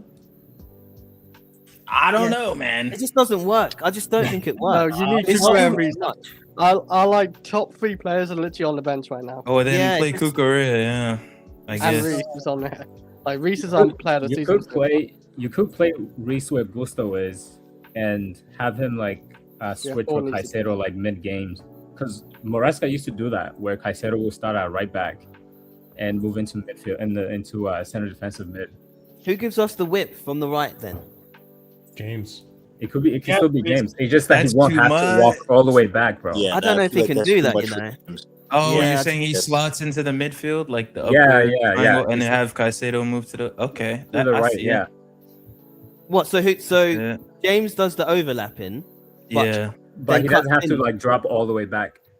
Maybe Hato, because that's the Yeah, one thing where exactly. the thing is too, right? Like where when he's defending the structure, he defends the structure so that his Rosenier's teams don't get caught in transition too often. Am I wrong, Steve? Yes, but at the same time, when we get caught in transition, it happens over and over. Like Yeah, you Nice, can. Nice on Saturday was brutal. I man. saw that game. Yeah, you can get found out. I mean, we should not have drawn that game. That was a very winnable game going into it because they've been in horrific form and all that. But during the game, like we were not the better team. We deserved to lose that, but I got guess out with the Nice- draw. Chris, how come? I mean, not Chris. Steve, how come you didn't give us Diggsy? We needed him. He would be a Diggsy good is in Saudi, a good left back. Yes. This is in Saudi, no? Nah. Herrera, Strasbourg. Yeah. We went to Alright. Saudi. Why are you calling one- him? No, you didn't. That's his IG, man. Oh, I didn't know that. Yeah. Yeah. Fator tripping like usual. What a fucking surprise. The one thing is, for sure, we're gonna go You into a back fucking 3. Con. How about that? You think that's a sure thing? Damn. What happened, Chris? You think going to back 3 is a sure thing? Fuck out of here. Yeah, how- 100%. He's going Why? to back 3. I heard he plays different formations though. Well, actually, He no, played, Steve's he there. played Steve's 4 at the there. back at Derby. He played 4 at the back at Hull, and then he switched to 3 at the back at Strasbourg. Is that because of the players he's got? Does he look at the players and then decide what formation to have, or do you think Yeah. Yeah, that that's makes what- more sense, right? Or do you do a Ruben Amorim and just go for your formation anyway? CSC for life. The reason I think he's going to go with 3 at the back is because it's already integrated into our team. How? Yeah. When have we done When this? in possession, we play at 3 at the back. At 3 at the back. We always and then invert in our the middle. midfield. Are either Yep. Cucurella inverts and Yep. James tucks in, or James inverts and Cucurella tucks in. Yeah. So you have a team that already is used to like the shifting over. Like if the right back attacks, the left back defends. If the left back attacks, the right back Yeah, defends. but that's like normal Balance. Balance. yeah, balance. So he's gonna want that balance. Yeah, but that he could. though. But that's a okay. completely different 3 than what Yeah, we're that's what I gonna was play gonna with say. 3 center backs. Yeah, it's different. It's different. It is different, but the structure, The structure is is there, the right? same. That's the thing. Structure is the same. He wants structure. You heard Steve say it. Like he prioritizes structure, like to the point where like we're so slow in build up, or at least Strasbourg is really slow in build up because they're trying to restructure the formation and reorganize to bait out oppositions to, you know, trigger a press or trigger the man mark and all that stuff. So And he can't afford to lose the first like 2 games. exactly, So he's done. he's gonna want to Get outta be here. defensively solid. Yeah. You can be defensively solid and create absolutely nothing because of the system breaks down. So yeah, you're right in the sense having that formation, but it could limit us going forward. It may we may create less chances doing that formation. We had the same problem with Tuchel, right? The numbers. It's like a numbers game. Yes, Tuchel. Yes, exactly that. Yeah. From what I was reading, Rosenior likes to attack with 5, very much like Maresca did. Yeah. So that's whether it be the wing backs coming in to support the attack, or it be from the wingers and we have an extra body from the midfield come up and join in the attack. I don't know. It's going to be a different approach to how Maresca did it. Whereas maybe Maresca relied very much on the wide spaces. Maybe Rosenior might rely more on the spaces in behind. So is there anything that's worse only if the team gives you spaces in behind? Because that's what happened when we played 3 at the back. Teams were just like, all right, drop the line, drop the line 5-10 yards. Now we're just stuck doing the shit. Because Steve said it right. Like he said before, we struggle. The Strasbourg struggles against the lower opposition side. Maybe because they play more of a lower block, but at the same time, I feel like Rosenior set up their team a little bit better to confront low blocks versus maybe Maresca, where he's sticking to his plan of baiting out the opposition don't bite. How did he do against the big teams like PSG, Marseille? He'll take the risk like Maresca. Honestly, like the Monaco game, we were a bit unfortunate to lose and lost that one last minute. We played a really good game, conceded some chances. Yeah, it's gonna happen when you play Monaco away, or one of the better teams in Liga usually. Albeit this year they've been all over the place. Monaco away, we played really well. Versus Olympique de Marseille, we played really well, but again, unfortunate to lose last minute. Played good, played definitely good against Paris Saint-Germain in the 3-3. Especially because at one point I always remember the first 15-20 minutes of that game. I'm like, this is gonna be a cricket score, but then we took a 3-1 lead, so it's like there was some good. It was definitely some good in there. And like I said, Panicelli put in one of the better striker performances in European football that game as well. Played well against Lyon away again. The Lyon game was probably our worst out of the 4. We had momentum, but then we got a red card, and then it just never looked the same. There was substitutions that he should have made in the game. Why does this sound exactly like Chelsea, bro? Because it pretty much is. Oh wow! It's very similar. I've been saying this, bro. Like if you play soccer in real life, bro, like when you have a young team, when you are playing against like a really good team, bro, you they rise to the occasion. You play up, you amp up, play up.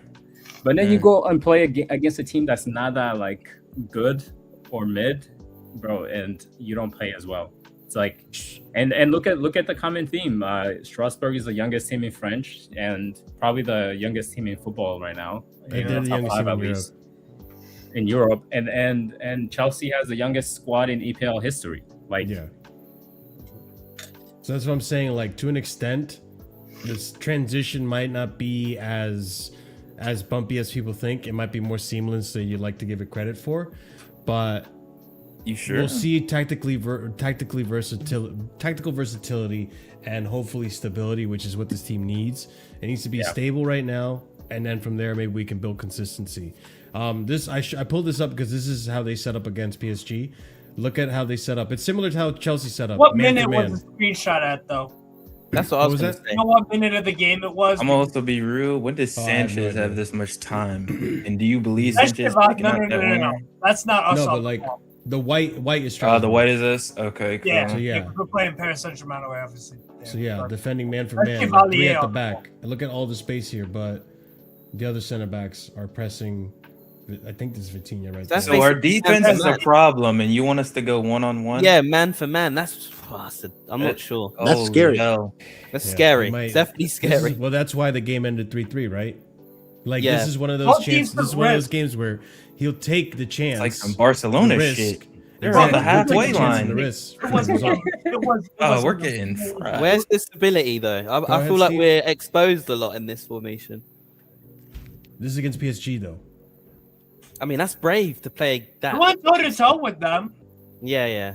And we also don't forget, albeit they had the league wrapped up by the end of last year, we also did beat Paris Saint-Germain 2-1 at our place. Now that changes a lot because they had the league wrapped up. That actually changes a lot. I'll be honest. They with you. still play, but they still have like all their best players out though. The thing is though, and I always give credit to Enrique with this, he does keep that squad very hungry and very open. Like a lot of players will get playing time, and Paris Saint-Germain, like they played like they wanted to win the game. They weren't. I mean, even last season, you can argue they wanted to keep that undefeated record. Yes, they did until they lost to OGC Nice at home on a Friday. I remember watching that game. Yeah, they're really close to going the whole season undefeated. I did like what Rosenior said about how like being a manager is like 10% football, 90% man management, and I think like in games where like young players aren't just gonna like try to like relax, like he's probably gonna get through them and try to like motivate them. Probably better than For Marasca. example, Gittins is a player. Like I said, he's gonna rely a lot more on the youngsters. We're gonna see them more, and even if they play bad, even if they make a serious mistake that leads to a goal, that's not gonna mean they're out of the team next game. Like in half of the team's young. Well, it depends because Liam Rosenior, he said multiple times in the interview at Chelsea, it's about winning. So we'll see. We'll see how far he'll let the mistakes go versus getting in the way of winning. He needs results. If a player makes a mistake 2 games in a row, and one of them's an FA Cup game, and you're eliminated, that takes away something that you could have won, which you said at Chelsea. It's a big club. It's worldwide renowned for winning trophies. And then the fans put major pressure on him if that happens. So it's really difficult. Yeah, it is a difficult really difficult. Even if you had a really good squad, let's say that Rosenior was correct and that your squad, all of them is world class. That would still be difficult to do. Yeah, it's a lot to manage, a lot of egos. You have a lot of fitness concerns. You have certain games against certain teams you got to play slightly different. So it's not easy at the best of times with the best of squad. What Enrique is doing is not easy. He's got a really good squad there. It's still not easy. I mean, nobody else won UCL and 6 trophies since 2025 with the Paris Saint-Germain squad. And they've had good squads. It took a whole season. It took a whole season to build up to that. To that season. I'm not saying Rosenior has time to make it happen, but he will take those risks. He will be willing to give the players a shot. Because at the end of the day, the way I see it is, I rather Hato come in, give me some bright sparks, maybe win me some aerial duels, have some brilliant defending moments, but makes that one mistake, versus a Tosin that does nothing wrong the whole game, but really doesn't do shit to impact the game, and then has that one bozo moment that costs us the game. He's not a high level player. There's no potential. Yeah. He can't even At least with Hato, or at least with Achinpong, you're giving me something that can give me a victory. You can learn from it. Dawson need to go in. Need to join Disasi under 21. Yeah, I don't disagree for sure. He needs to go to MLS. That's the only way the players can get the only way the young players can get better is playing more games and making mistakes and improving. They're gonna make mistakes. That's so that's the only way. You just have to pray that the mistakes are ones you can overcome in the game. Yes, exactly. You have to pray that the mistakes are, like, for example, against City. Hato made a mistake where he gave the ball away, and then what does he do? He recovers and makes a tackle. Fix up your mistakes. Achinpong has had games like that too, where he'll give away the ball, but he'll come back, recover, win the ball back. Like, fine, as long as you're able to do that. I know Tosin can't do any of that. No, Tosin will give the ball to Sanchez and look at him in the face. Yesterday. That's what Tosin gonna do. Give it to Sanchez and look at him. So, we're in for a roller coaster. I'll say that. Yeah, but there are things that, if it does work out well, if things play out the way Rosenior wants them to, we can see ourselves back in that top 4 race. We have to be consistent. Yeah, top 4. You remember At least you at top the start five, of the at least season, top Marshall? five. He's like, oh, At least top you 5. can I finish think second. 5 English clubs is great for Champions League, right? I need you to not, Mark. He did say that. I He need did you to say not that. remind me Yeah, of you things said that that. I've said. Who He else did was say on? that. You were on the stream with me. I was you were on the on stream. Yeah. And I questioned him. I said, Yeah. "No way, we're doing Yeah. second. It's not happening." I wanted Marshall to be right though, but I just thought it's not happening with this squad. Cucurella I understands. feel this feeling when you score. Yeah. No? It's like good feeling. So yeah, I like it. I had a good feeling, and I was wrong. Shout out to Guendouzi. Yeah, don't put that. Yeah. Don't put that traitor that got sent off. I missed his well, red card. What did he do? I will I say need to watch also, highlights like, of the if game. things don't work out, is Chris still here? Chris, you're still here. Yeah. If things don't work out, Chris, and we do go downhill, I What might do you be mean? able to actually use this and actually be accurate. No, you're proving my point. No, you're proving your point. We're fucking 15th. It's on the. We're 15th. We are 15th. So. So you're the If I could dwarf, just use or that- if I could just are you use that troop or once- dwarf? Which one are you? If I could just use the. No, we don't need to be 15. We're 15th blood. We're not No, taking it 15 that is far. for United. We are not going there. That's for United. Yeah, we're not doing that. Yeah, Tottenham that's for and them. United. Hey, that's Tottenham. That's Yeah, Tottenham. yeah, I can't 17th. disrespect United. They're above us right now. Tottenham, man. Yeah. Tottenham and Fucking United. The fact you just said United are above us. No, we can't dish. I mean, United is shit, but then that makes Yeah, us but the shit. football They're ahead is of us. shit. We're United- shit. I mean, No, we that are makes shit. us- We're We shit. are makes shit. us shit. We are No, shit. we are shit. Yeah, we are Yes. shit too. We can't just cuss Man If we United have when a shit league, if they're we ahead of have a us. league, Yeah, we United can't are throw down. rocks towards That's how it a is for higher United. house, man. This league is so damn It's- inconsistent. No, that, you like, for sure can, Chris. I'm flinging my shit up there. This league is so damn inconsistent. Yeah, that, like they're 2 above months us, man. ago, Bournemouth Who's below us? was second place, and they now like 14. Yeah. Yeah. Newcastle, we was fucking garbage, and I still have problems with us. I mean, but we like all we kinda was was shit 13th, by now. 14th, and now we're 6th. yeah, that's the beauty of how bad this league Brentford is. have been the only ones where they steadily climbing up. Aston Villa as well. You're slowly Remember, climbing down. That's what we're doing. Aston Villa was like way behind We're us. sliding down. All of a sudden, 8, 9 games, Oh, 10, way whatever it was. It's Yeah. crazy. That's why, like, It's a Russian roulette season, bro. it It's a really Russian is. roulette or a musical. This might be the worst season for like us Chelsea fans, especially if Arsenal win the league as well. And we don't finish in the Chill, top Chris. 5 as Chill, well. man.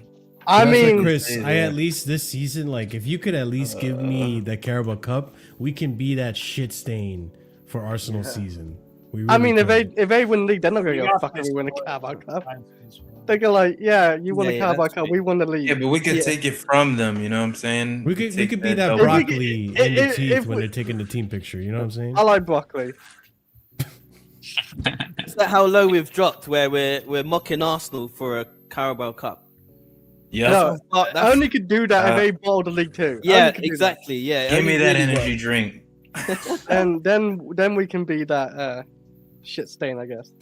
Nah, If Chris Arsenal Gayle. wins it, I am Chris finished, Gayle. bro. Same. We all are. I am I'm out. finished. I'm gone. I'm going. Suspend on the holiday. summer for the channel. I'll just say that. Yeah. Yeah, no more casual FC. It's done. No more I casual mean, FC luckily until they next drew season. today because that actually helped us as well with Liverpool, I guess. Yeah, Liverpool. Technically, Yeah. if we yeah. somehow get back up there and say we have a manager bounce with a Helped us, Chris. We're so far out of it. No, I'm just saying if we somehow get a manager bounce and we start getting points, and that's helped us with Liverpool, them drawing. I'll show off the table before I sign out because I do have to head out. But Oh, I thought you'd be doing a 3-hour show today. no. I'm surprised I ain't had another power cut yet. No, I'm surprised too, Chris. Let's look at the table because, yeah, it's looking bleak, but at the same time, not really. Yeesh, no Where are green. we? That's how Shout bad out- this league is, though. Shout out to fucking Brentford, by the way. Brentford. I Shout can't out believe that. fucking Brentford. we got them next, right? Igor Thiago, man. Yeah. Yo, We and better I win told that. We need people to I win did that. a Premier League season review with my G Cals, and I said beginning of the year, Shada, Igor Thiago are going to score goals for fun because everybody. This is 16 the goals for Igor cycle- Thiago, man. This is the cycle of Brentford. They lose a striker, Everybody says they fucked because that striker left. New striker comes in, scores a bunch of goals. He leaves, cycle repeats. So you go Can't to even have a picture on Google now. That's fucked up.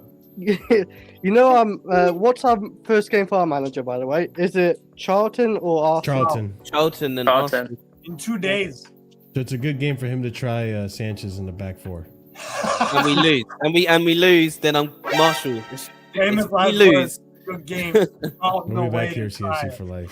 That's still not a very good The 8 o'clock One of FA these Cup. The 8 o'clock It's not FA Cup Grimsby. game against a lower Oh, league boy. team with absolutely nothing to lose at home under the lights. Yeah. But this is the part that confuses me, Steve, because some people say Y'all that, needed that to be a 3 p.m., man.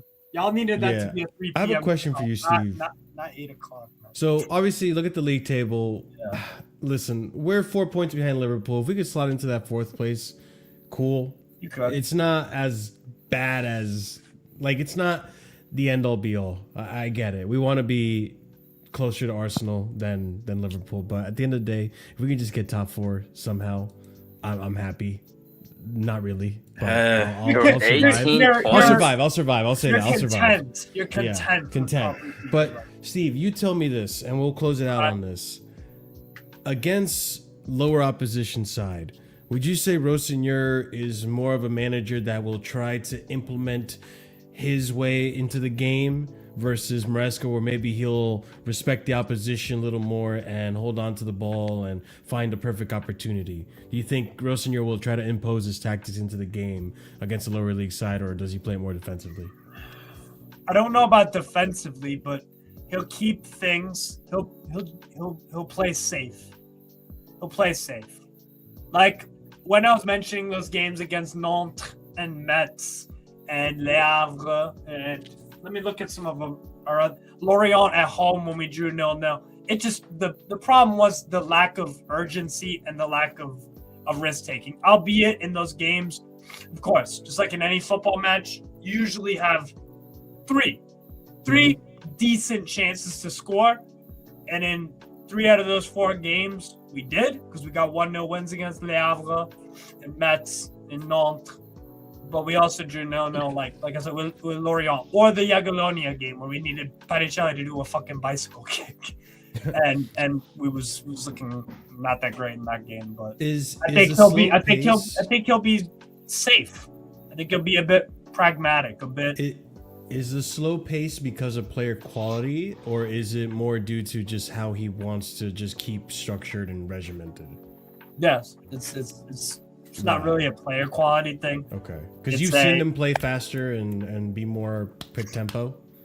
Yeah, because I've seen us go bar for bar, like I said, with Monaco, Lyon, Paris Saint-Germain. Like, it's just we try to impose the game in a certain Rosenior when he's us, we're trying to impose in a certain way, and oppositions were just like, okay, mark up Panicelli, don't leave them space out wide, like for Moreira or Enciso or whoever to get the ball. So remain disciplined out wide, just win the 1v1 battle. The thing was, when in those Le Havre, Nantes, and those kind of games, they just didn't have anyone to hold up the ball to try to actually get them to attack, so we didn't really concede too many chances to them. Okay. So it'll be kind of boring sometimes. Some of our games were fucking boring to watch. Sure. Yeah. I will say that. Nothing new there. But I'll give an example of a team like Angers with Dujo as their manager. Very kind of like a French De Zerbi. Like he likes his teams to play risky passes. He likes his midfielders to pass happy. He likes to attack. Beat him up 5-0. If they would just leave us space, because they will go after us immediately. Immediately. Okay. They would approach the game like they was a PSG. But obviously Angers, they have some decent players, especially Siddiqui Sharif, the young 19-year-old striker. But obviously they don't have the quality of Paris Saint-Germain, so they are kind of rinsed. But got it. So yeah, if teams attack you, like I think against a Brighton, sure, you could pop them for a few goals, because they will go at you, because that's just what Brighton do. Brighton will go bar for bar, try to play into our hands pretty much. Yesterday they played pretty good in the first half that I watched. They attacked Man City. They didn't give a fuck as Zeddy out. So when it was in a game like that, Rosenior will feast. Okay. So it's just a matter to see what Rosenior prefers with some of these players. If he's going to take maybe more chances, likely he's going to be safer rather than riskier. Yeah. And we'll probably see more of very similar football, but we'll see different styles of play. There'll be more flexibility. And so, listen, if there's anything that I am in this moment, it is curious to see how Rosenior is going to translate over to the Prem. And he's been training with the players already. He's definitely animated on the touchline for sure. Yes. Like he's a chatter. Like he'll talk, bro. Yeah, he's very vocal. You can't ever take away the fact that the guy gives a fuck, that the guy's invested, and all that. Like he's a lot for that. We'll see. He reminds me of like damn Christian camp. He's just like, he just reminds, like, I don't know. That's the vibe I'm getting. Jesus, I don't know, man. He probably doesn't curse. He's like, you know what I'm saying? Like, that's the vibe I'm getting. He definitely curses. He thinks about you every day, the Lord and Savior. Yeah, he's a prayer. You know what he feels like. He feels like the type of manager that will have a really inspirational, motivational like speech in the locker room, and then a voice cracks, and he just keeps going. Like he does remind me of that type of manager. He's a little bit corny, but he is a little corny. He is an authentic person. Yeah. Is he like Arteta corny?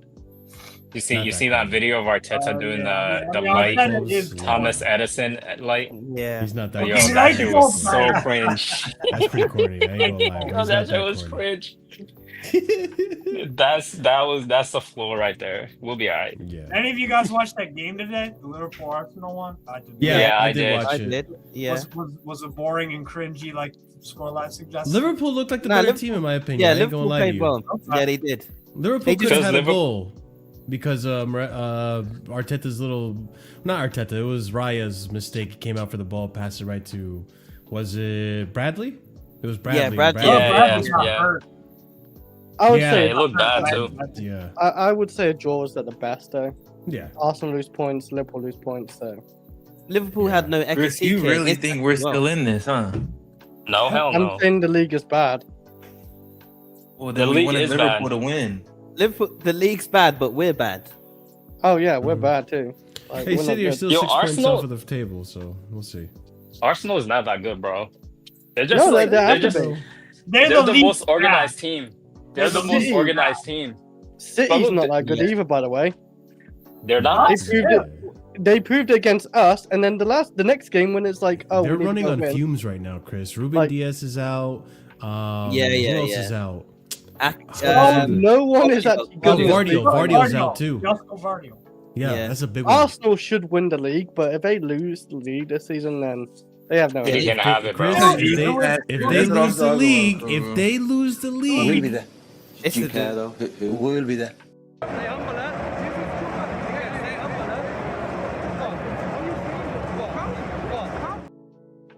We will be there. We will be there.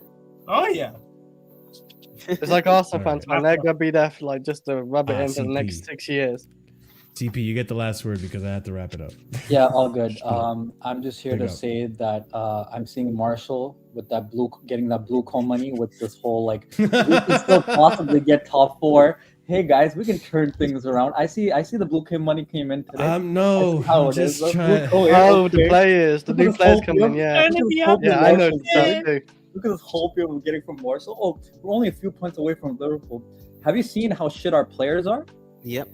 Brother, I will say if I'm getting the envelope, then I'm getting away with murder right now. If I'm it's called being a double agent, Marshall. It's called being a double agent, okay?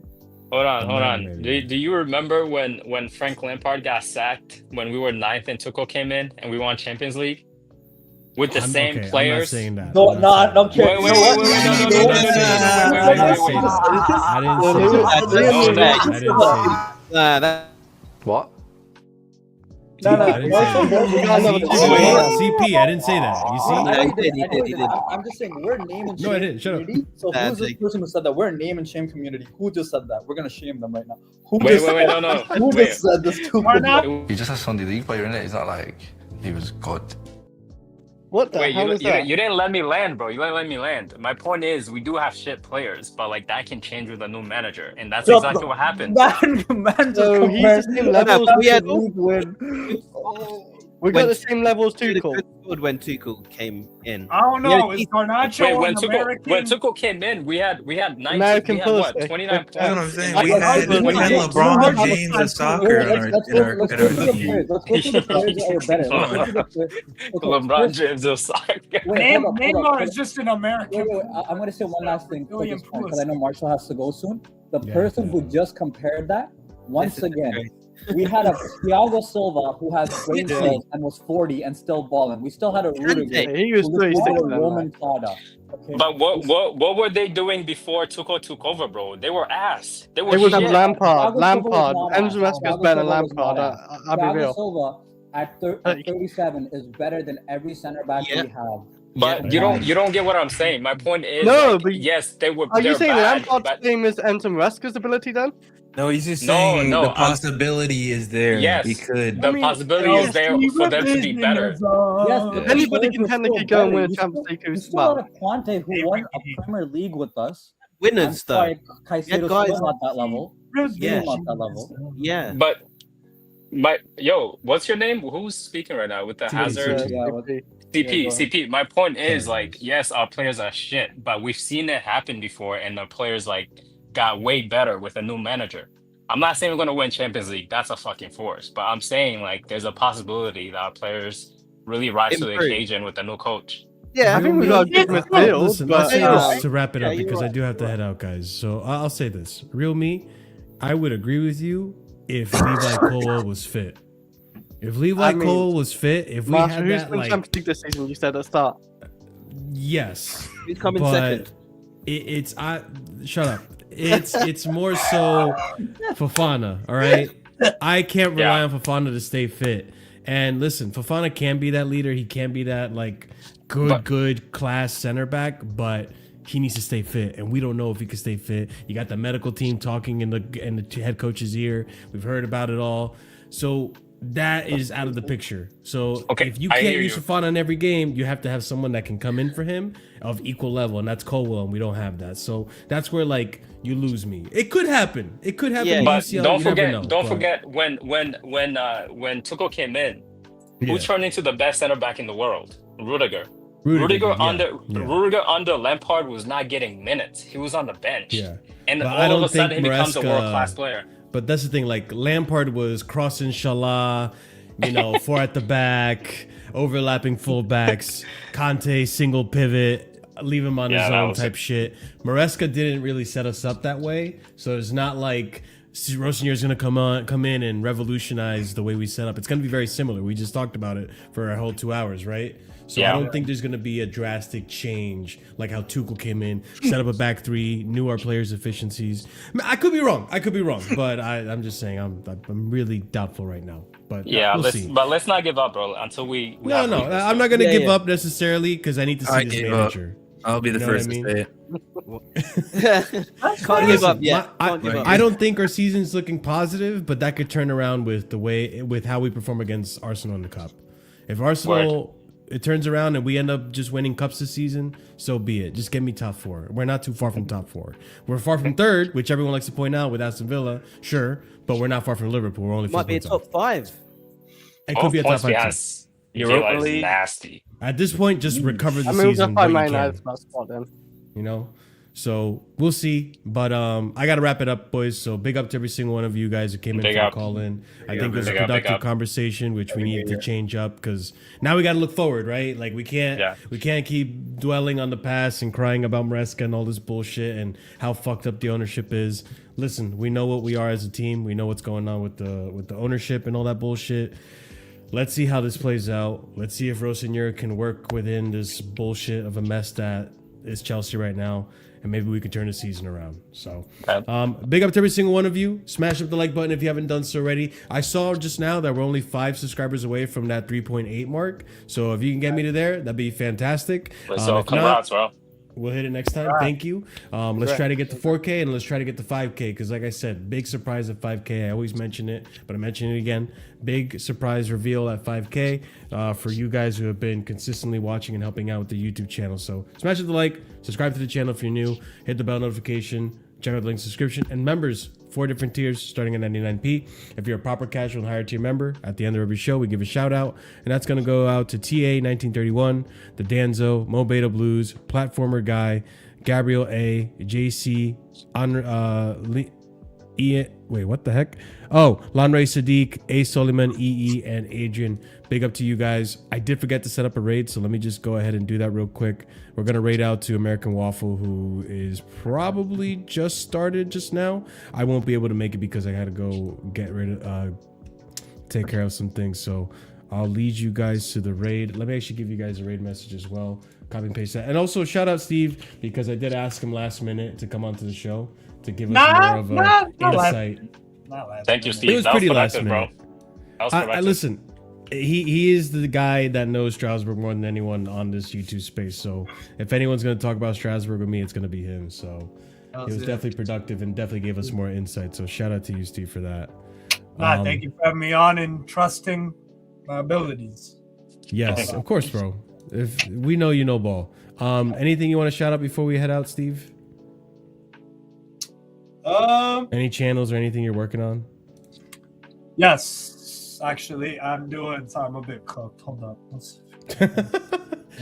Yo, Marshall, thank you for having me, bro.